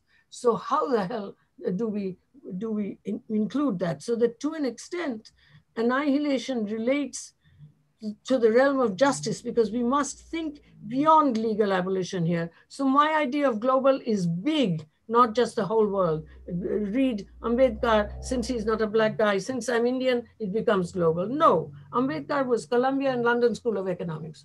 Okay, not just an Indian untouchable. So annihilation is a way of suggesting that something is removed from the possibility of becoming an object of the law, a premise for planning. Otherwise, we will plan anyway. So let me just say what I was going to say about humanities.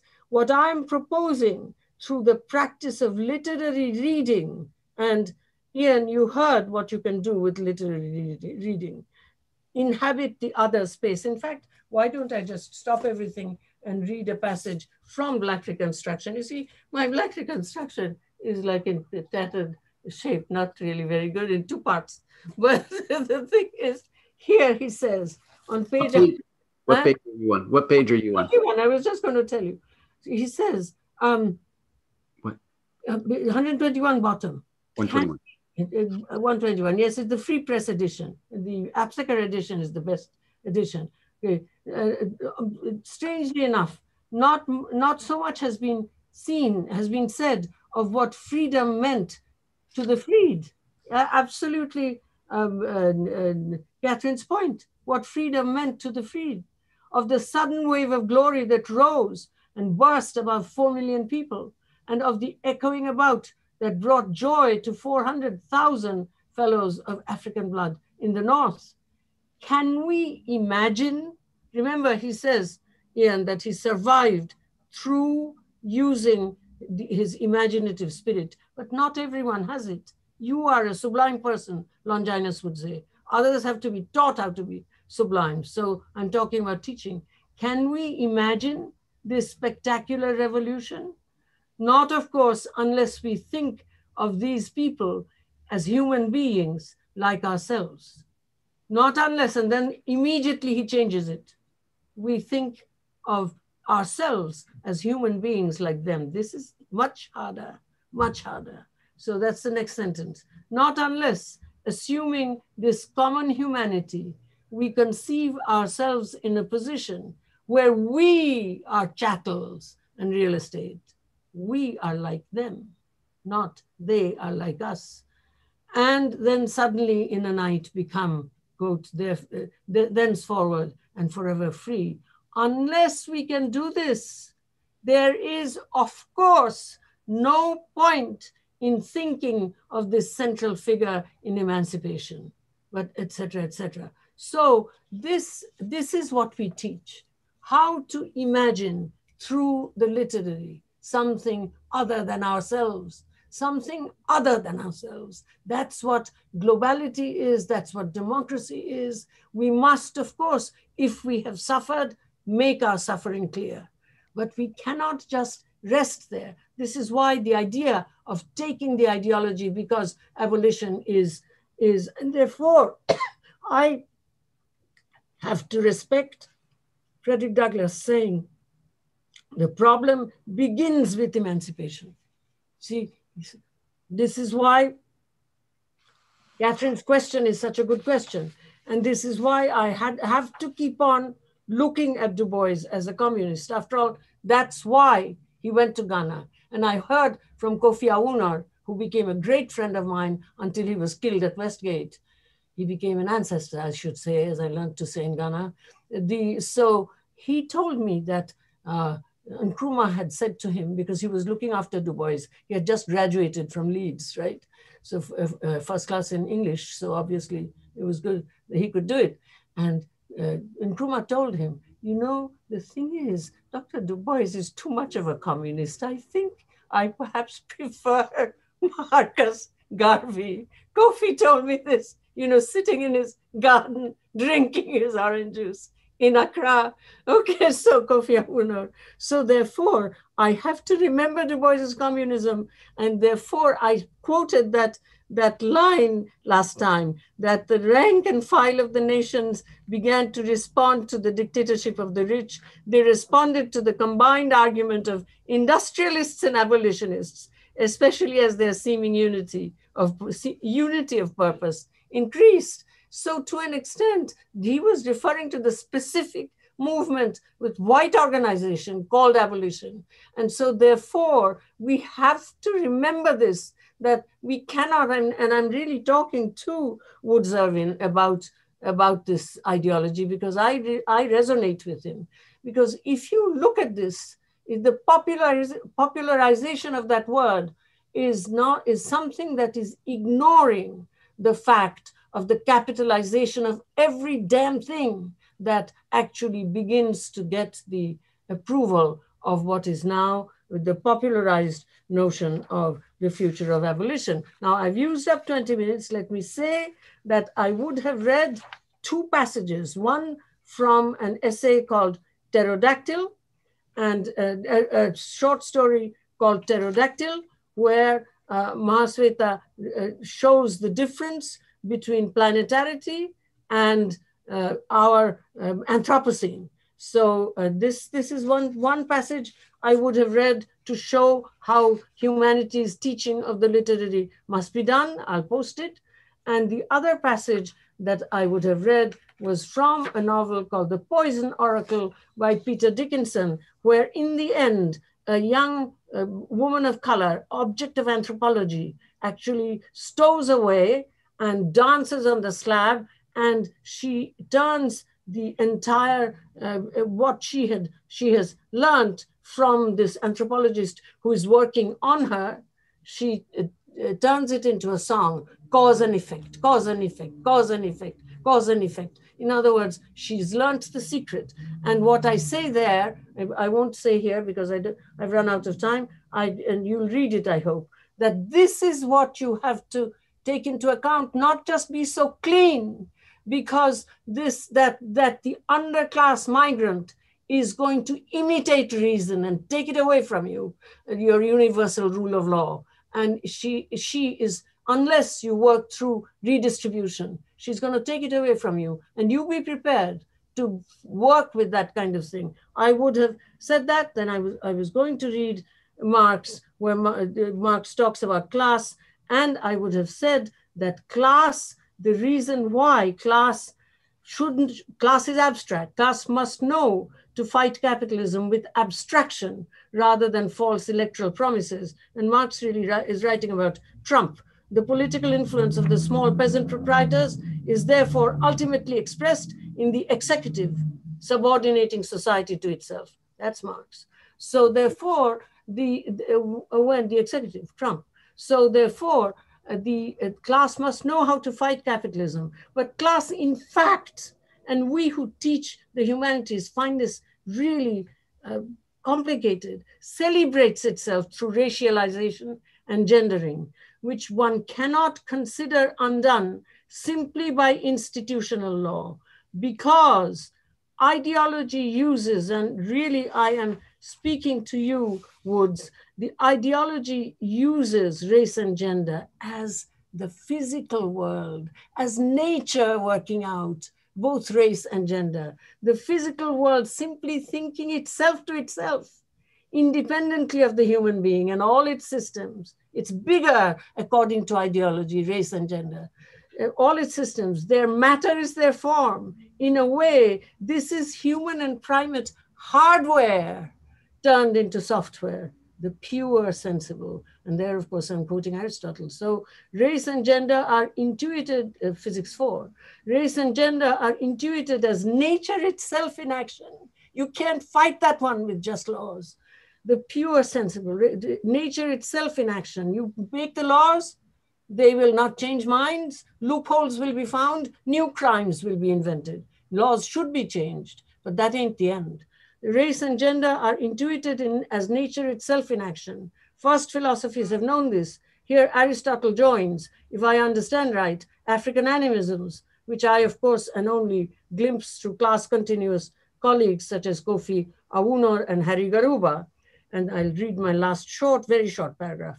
You cannot fight racialized and gendered class politics merely by abolishing various inequities. We need deep-seated and sustained educational interference. The liberal binary opposition between, on the one hand, good cops versus bad cops, and systemic racism on the other hand, is an idle polarization. This ain't just any system. It's nature thinking to itself, race and gender. That's the ideology. This is very deep. Harness the humanities, for want of a better word. I don't like that word because I'm not talking about disciplinary humanities.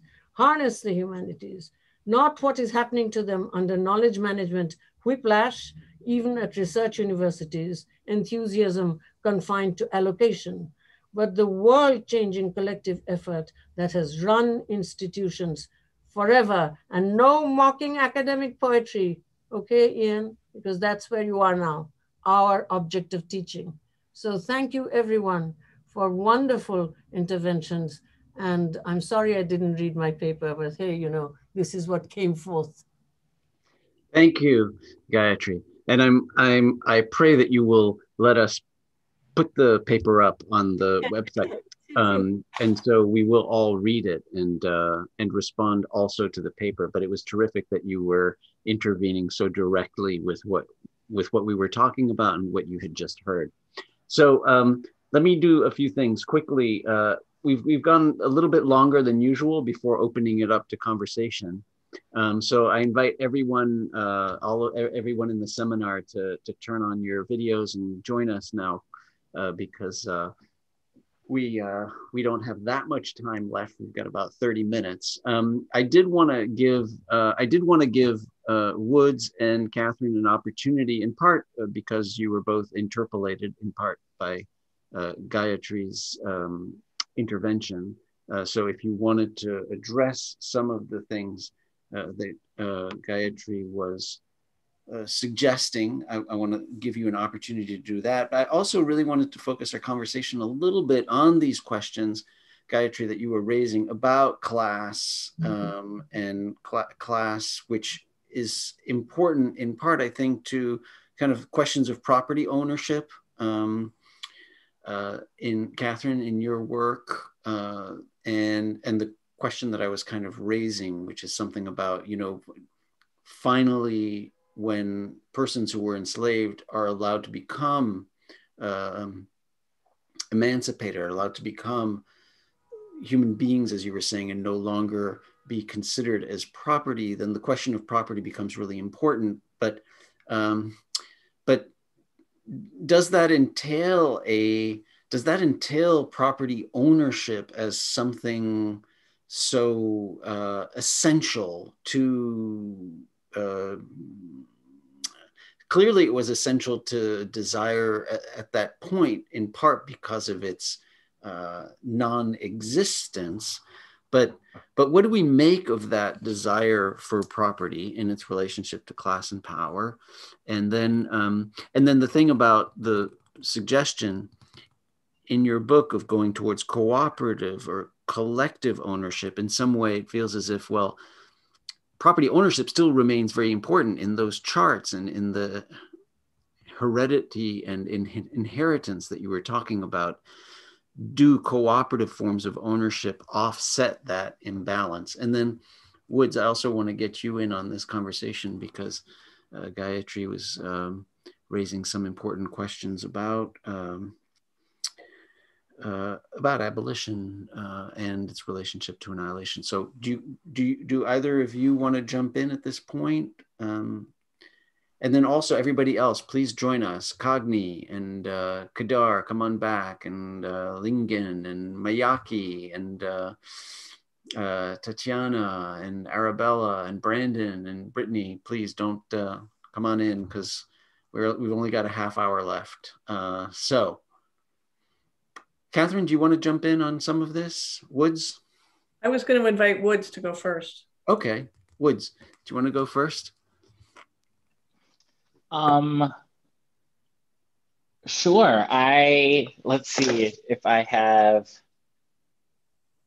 I think I do agree that,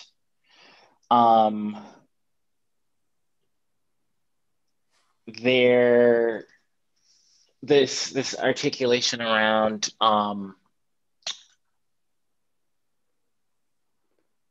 the project of abolition being something like a continued project of presence, of building, like, and also not necessarily a place, but like a constant sort of orientation towards freedom. And not just, I think something that as when you all were, Professor Harcourt and Professor Franke were discussing the what is being built, that abolition sort of demands the ongoing struggle towards the making of a liberatory project, and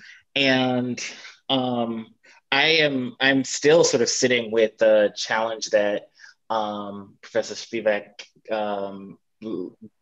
put forth around like clarifying the work of abolition, and the thinking around an abolitionist politic, around the struggle between sort of the nature, the work, like the nature and how it relates to itself. And it makes me think of the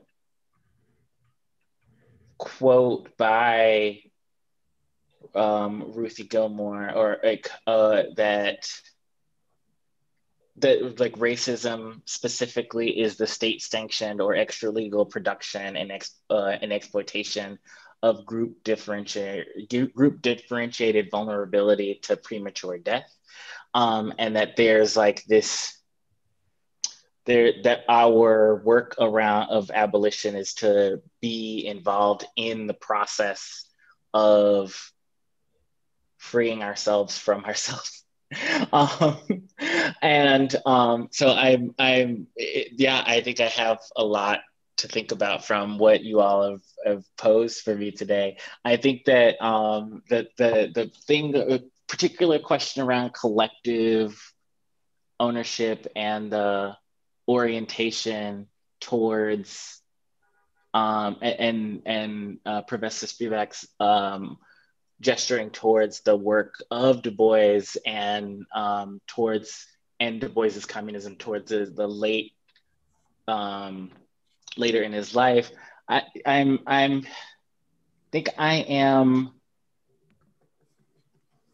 think there's the demand.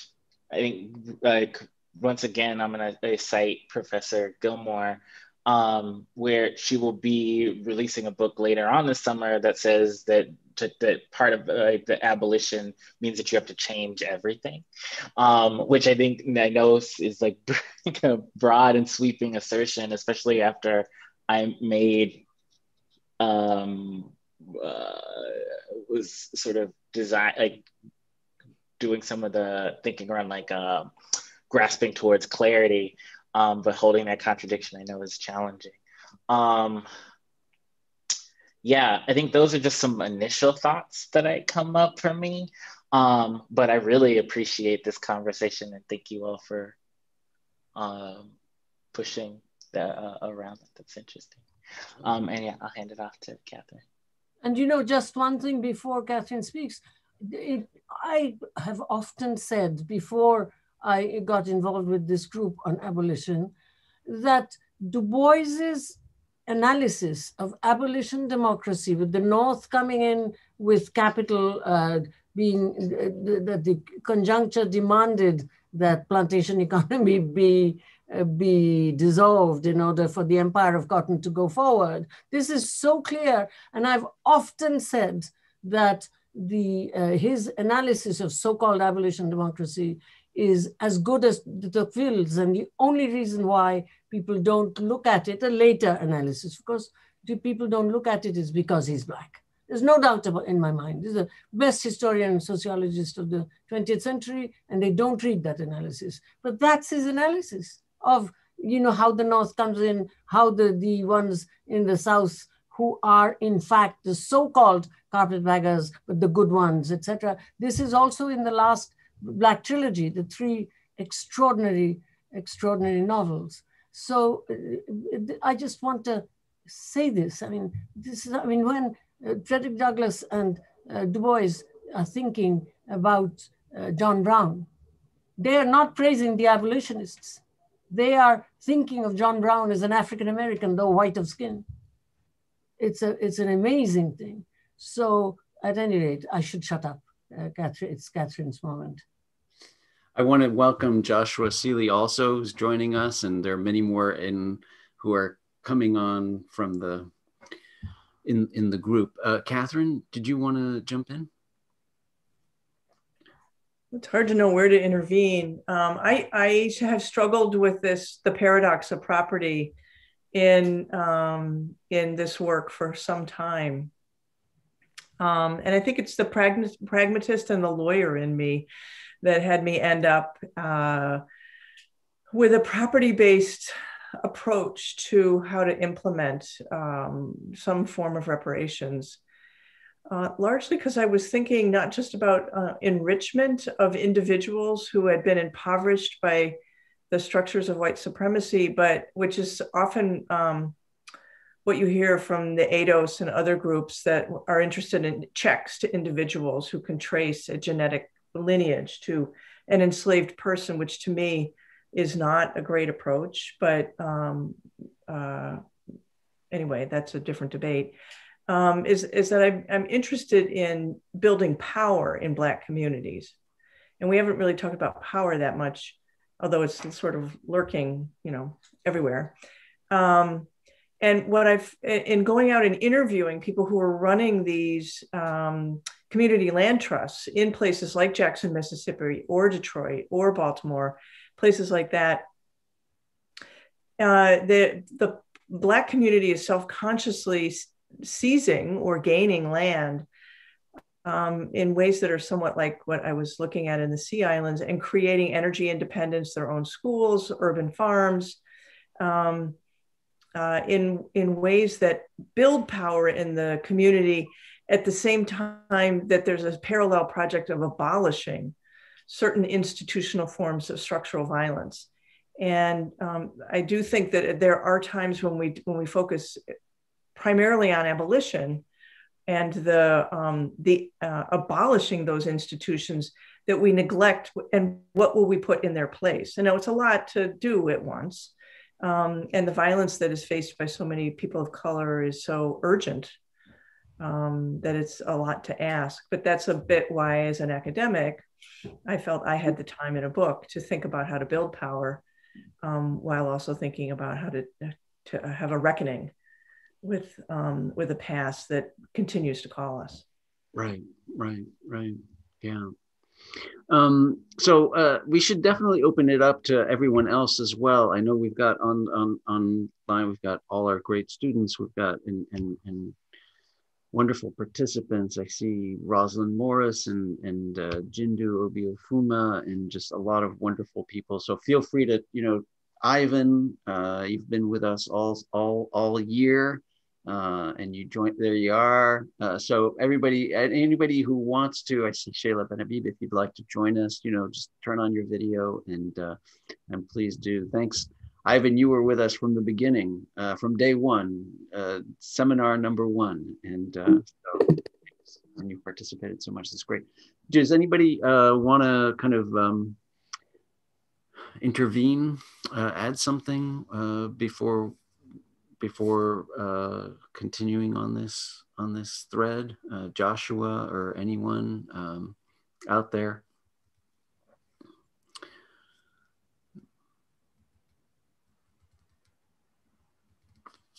Oh, okay. All right. Okay.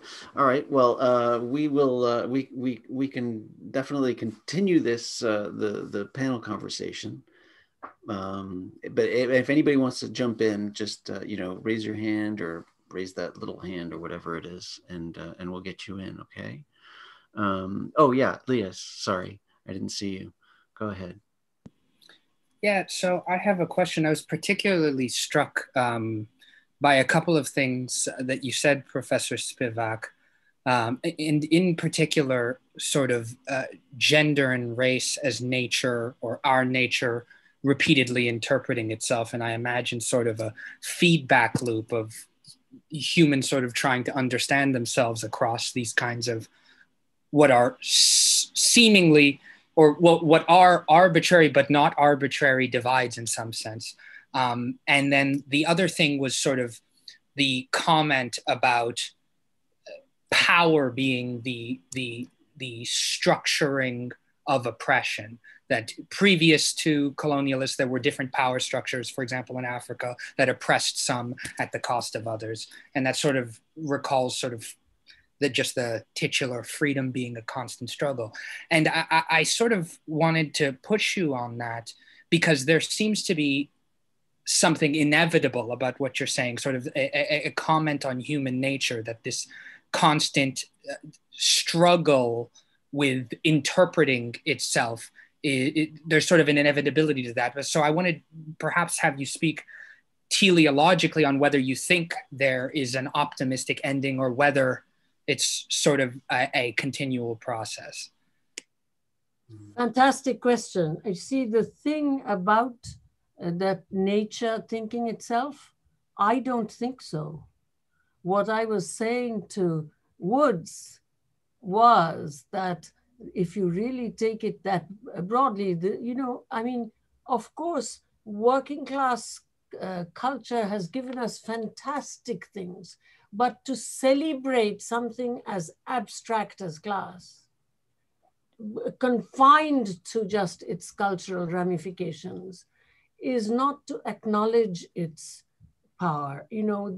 My student from the 70s, he actually took a degree in medicine, and then he joined a union in a factory in North Carolina, and South Carolina, no, sorry, in Greensboro.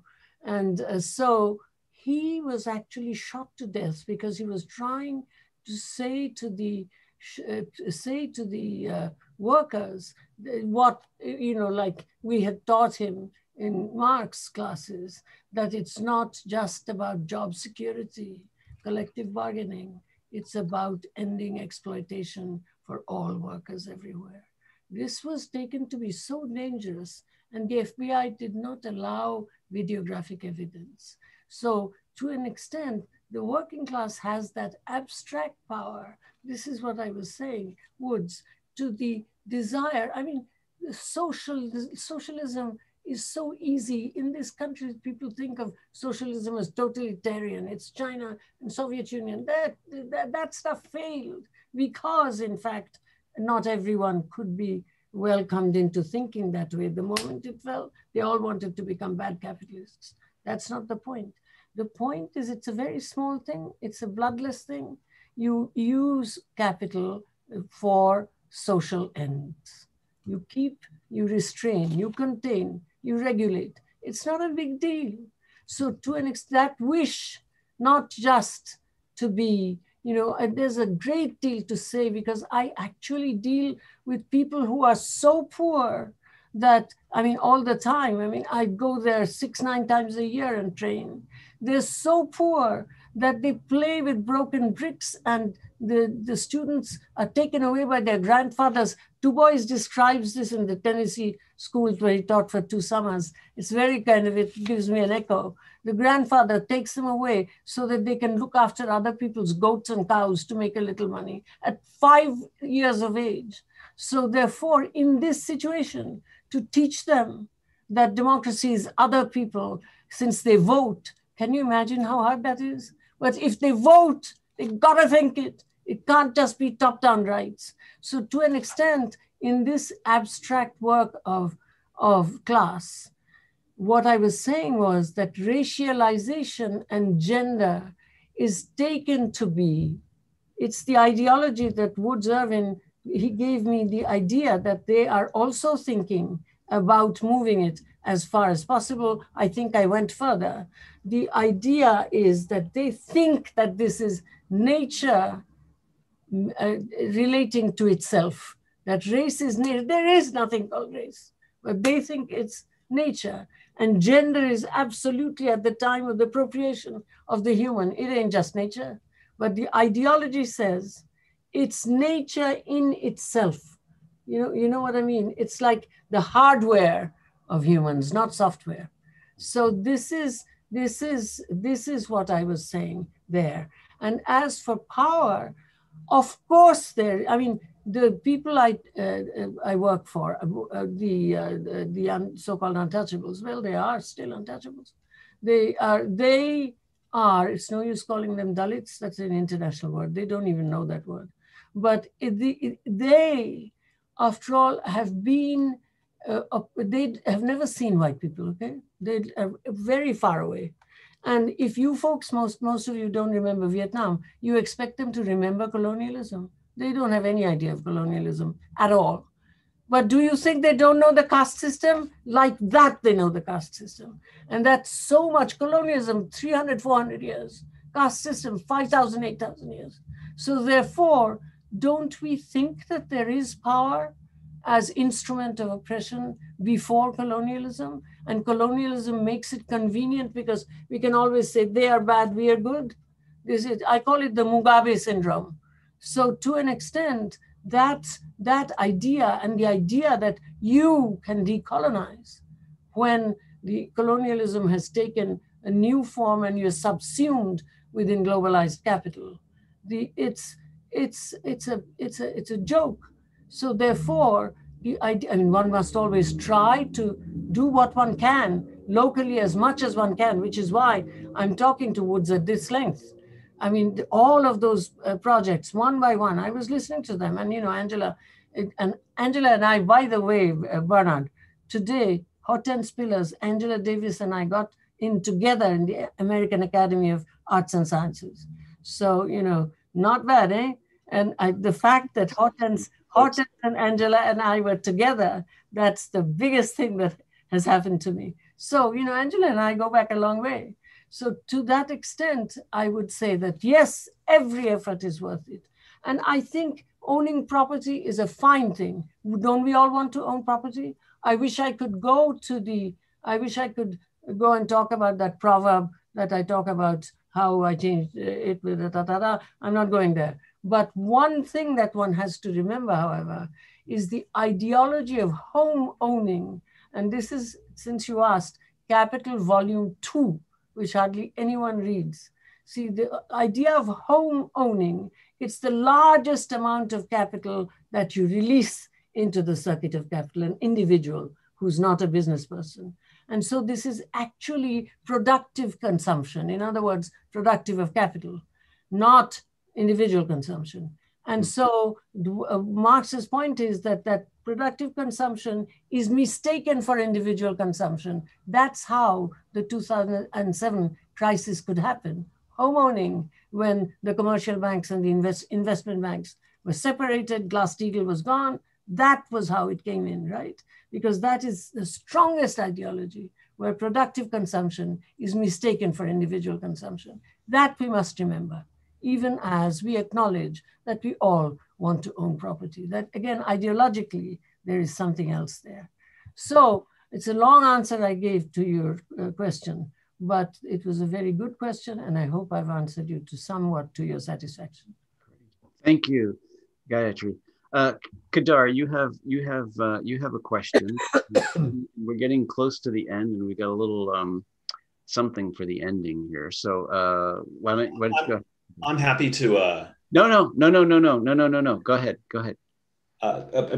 Just continuing on that, what you were saying, Professor Spivak, in Marx in the Grundrisse, forgive my pronunciation, when he talks about how capital connects with science and is, has a destroying tendency toward nature. And when you mentioned the Anthropocene, that got me thinking. I've been trying to think through how a global abolition movement can really open up the critique of Cartesian or Descartesian logic. And there's something in Marx in the Grundrisse, and I'm wondering, how would you see this notion of, I guess, a disengaged subjectivity, the creation of science being hitched to profit-oriented methods, coming in to a kind of international civil society as a de-hegemonic device where people can make demands and think about an epistemological shift for changing the structure of how people, or let's say a bourgeois cultural system, looks at science as an object to take from, rather than, say, some indigenous cultural systems, which perhaps arguably look at it as a unified whole, if that makes sense. Thank you. Well, the thing is that bourgeois for Marx, Rosa Luxemburg, etc., is not a bad word. It's bürgerlich, right? We through the Frenchies and then into English, we made it a bad word. Bürgerlich is citizenly, and that's the contribution of the Bürgerliche Revolution, which is the French Revolution. So to an extent, we must not just talk about the bourgeois in that way. That's not a bad word in Marx's book. It's not enough. But on the other hand, also to think that the indigenous cultural conformity, and I'm not speaking about Native Americans, I'm not speaking about the Maoris, I'm speaking about the fourth world. Cultural conformity is necessarily exactly like our environmentalism is a mistake, to think, well, anyway, I won't go that far. I mean, I won't name names, but so there, I think we have to question ourselves. But what I think one should, Grundrisse, after all, is before Marx had thought surplus value, which is the biggest theft of surplus value, is capitalism. But what we really have to look at, and here, Native American movements are right on target. Is primitive accumulation. That's the chapter in Capital right at the end. What is primitive accumulation? It's very simply said, capitalization of land. That's science, okay? Capitalization of land. You don't need factories. So by first agribusiness, first capitalizing land, the land grab movement among the Native Americans, they really know what they're doing there. And so therefore, land back actually. Therefore, through capitalization of land, you get the mechanisms working and industrial capitalism can begin. Primitive accumulation, originary, not at the origin, but every time capital must begin in a place without factories. That's where we go, not the Grundrisse. Grundrisse is good. The Grundrisse is a fantastic book. But one of the things about the Grundrisse is that he's still learning. He's still learning. So that's where I would go with that one. Great.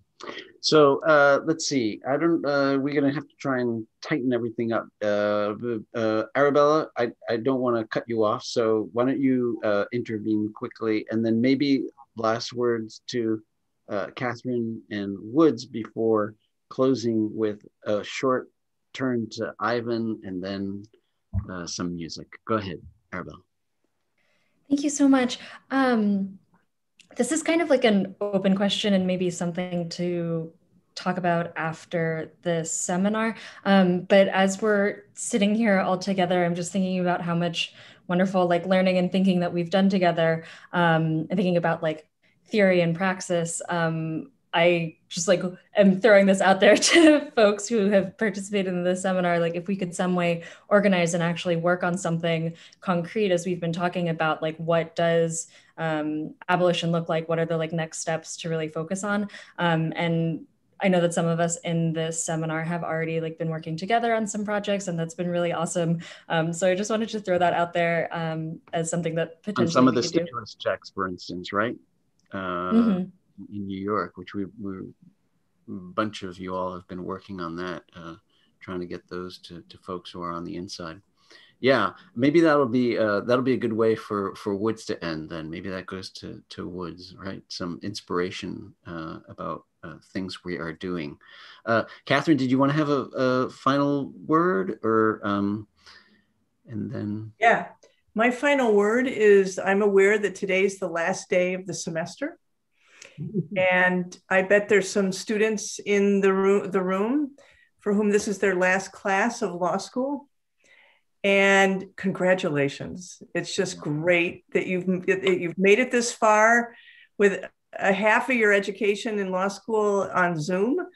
And I just can't wait to see you go off and do wonderful things. So I just want to acknowledge that tonight's a special night for a bunch of the folks who are part of the group here. Raise your hand if you're graduating. I'm graduating.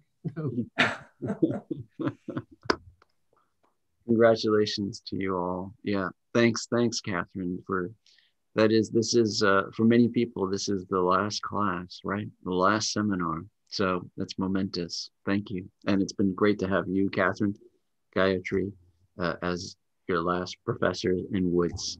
Woods, last word to you.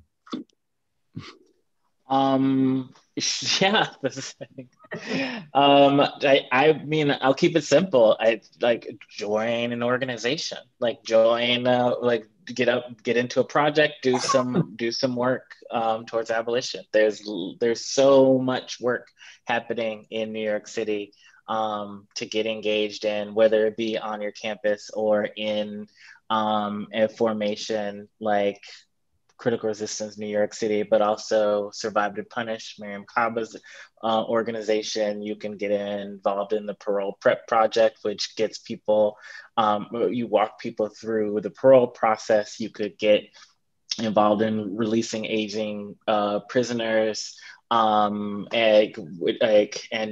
work to change the parole prep project, the parole process entirely, and get people out. There's Communities United for Police Reform that's working on changing policing in shrinking policing in New York City, but also across the state. So there's just so much work to do. Yeah. So yeah.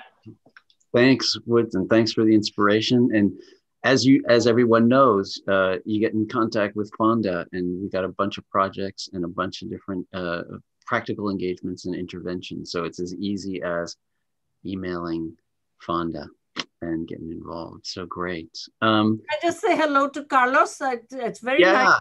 Ivan. From the last meeting, we really hit it off. Hiya. Yeah. And so actually, it's Carlos who's going to have the last word. It's Ivan who's going to have the last word. Ivan Khalaf, because we're going to finish a little bit where we began with the Freedom Trap, the band. And Kenyatta Emmanuel, you'll remember, had composed and played an amazing piece for us at the beginning, which we opened with, and we're going to close with that piece tonight. But Ivan, as a member of the Freedom Trap, the band, I want to give you the last word to launch us into the abolitionist future. I just want to say thank you to everyone. This has been fantastic. I remember when Professor Harcourt reached out to me several months ago, last year actually, asked me if I was interested in participating in this thing. I was very ambivalent. I never considered myself an abolitionist. And I'm still on the fence, sort of trying to struggle with what that means to me. But I've just learned so much, and I've heard so much and so much information. A lot of stuff that I agree with, a lot of stuff that I don't agree with. Maybe because I'm not as versed in those particular areas, or maybe just because they just cut against what I know or what I've experienced. Nevertheless, I appreciate all the information. I appreciate all you guys. This has been incredible. I think Professor Harcourt began this whole thing by talking about the new Supreme Court decision, and it's shameful that we live in a country where some of the best legal minds, purportedly, right, some of the best legal minds in our country can still can decide that it's okay to sentence kids to life imprisonment, and it's shameful. But this is, it just speaks to that we have to work harder, and we have to continue our work, and just keep pushing, and just hopefully something to give. Anyway, Kenyatta, and it will Good. It will give. Yeah, it will. We will overcome. We'll give. Yes. It will give. Yes. Yes. Go ahead. Sorry. A great friend of mine, Kenyatta Hughes, wrote this great song. We played this song together. It just testifies to what it's like to be, what we expect freedom to look like when we get out of prison, and what it actually feels like and what it actually looks like. It very often doesn't live up to the expectation because of all the things, all the barriers that are put up to keep people who are making the transition home from incarceration from succeeding. So the song is called Freedom Trap, and I appreciate you guys. Professor Harcourt, thank you for this. This experience has been invaluable. Ivan. And I appreciate you guys. All right, so let's check out the song. I know you're going to appreciate it. And have a great night after this, guys. Thank you. Thank you. Fonda's going to cue that up for us and share the screen. And I just want to thank everybody and say we will continue, right? We will continue the conversation. So Fonda, whenever you're ready, you can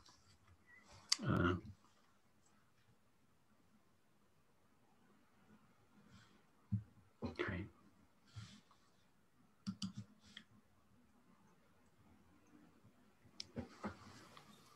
Thanks, everybody.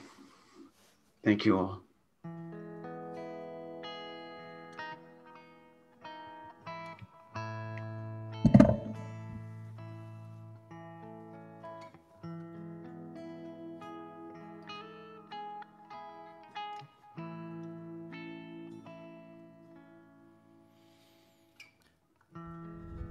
You can get used to anything.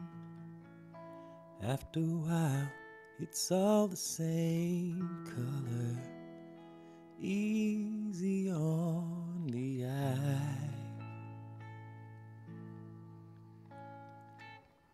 Some dreams, they snap, some dreams die, slowly losing elasticity, pulled beyond what hope redeems.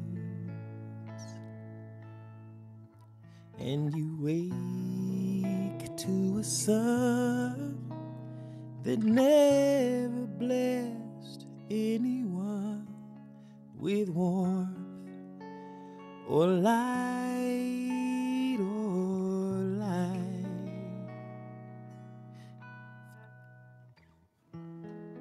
You can get used to anything. Souls worn as roads for ill-fit shoes, tight as pain and twice as wrong. Hopeless, broken laces fixed with knots so strong, the long forgotten past can never be removed.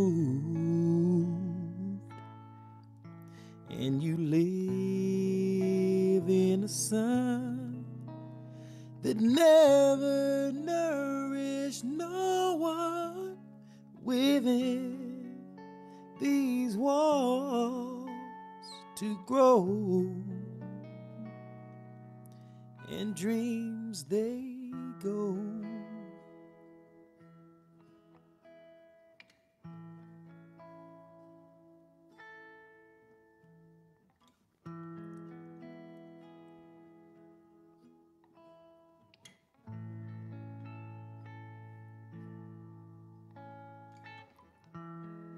You can get used to anything safe in a box just big enough for you, and a dream that can endure. Strong enough to keep you in, keep them out, keep it all together till the right time comes to step into a sun that God has made. Give everyone the light they need to be.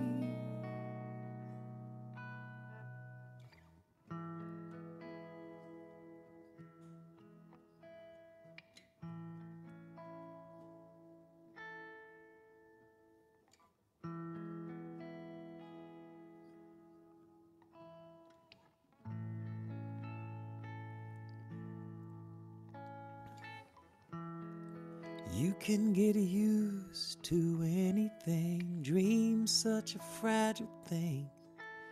I think I'll keep them. I think they'll keep me.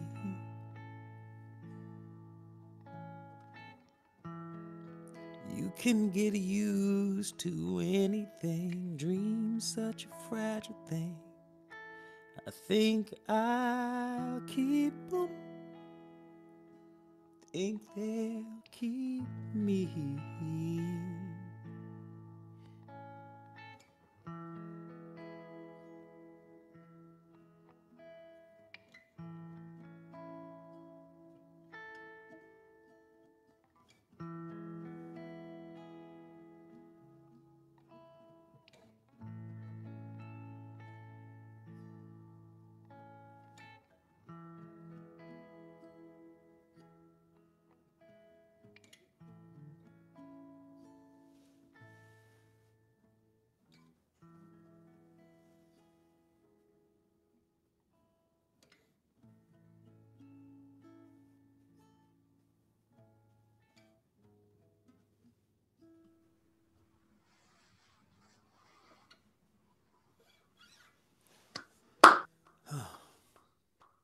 Thank you so much, Frank Pinata.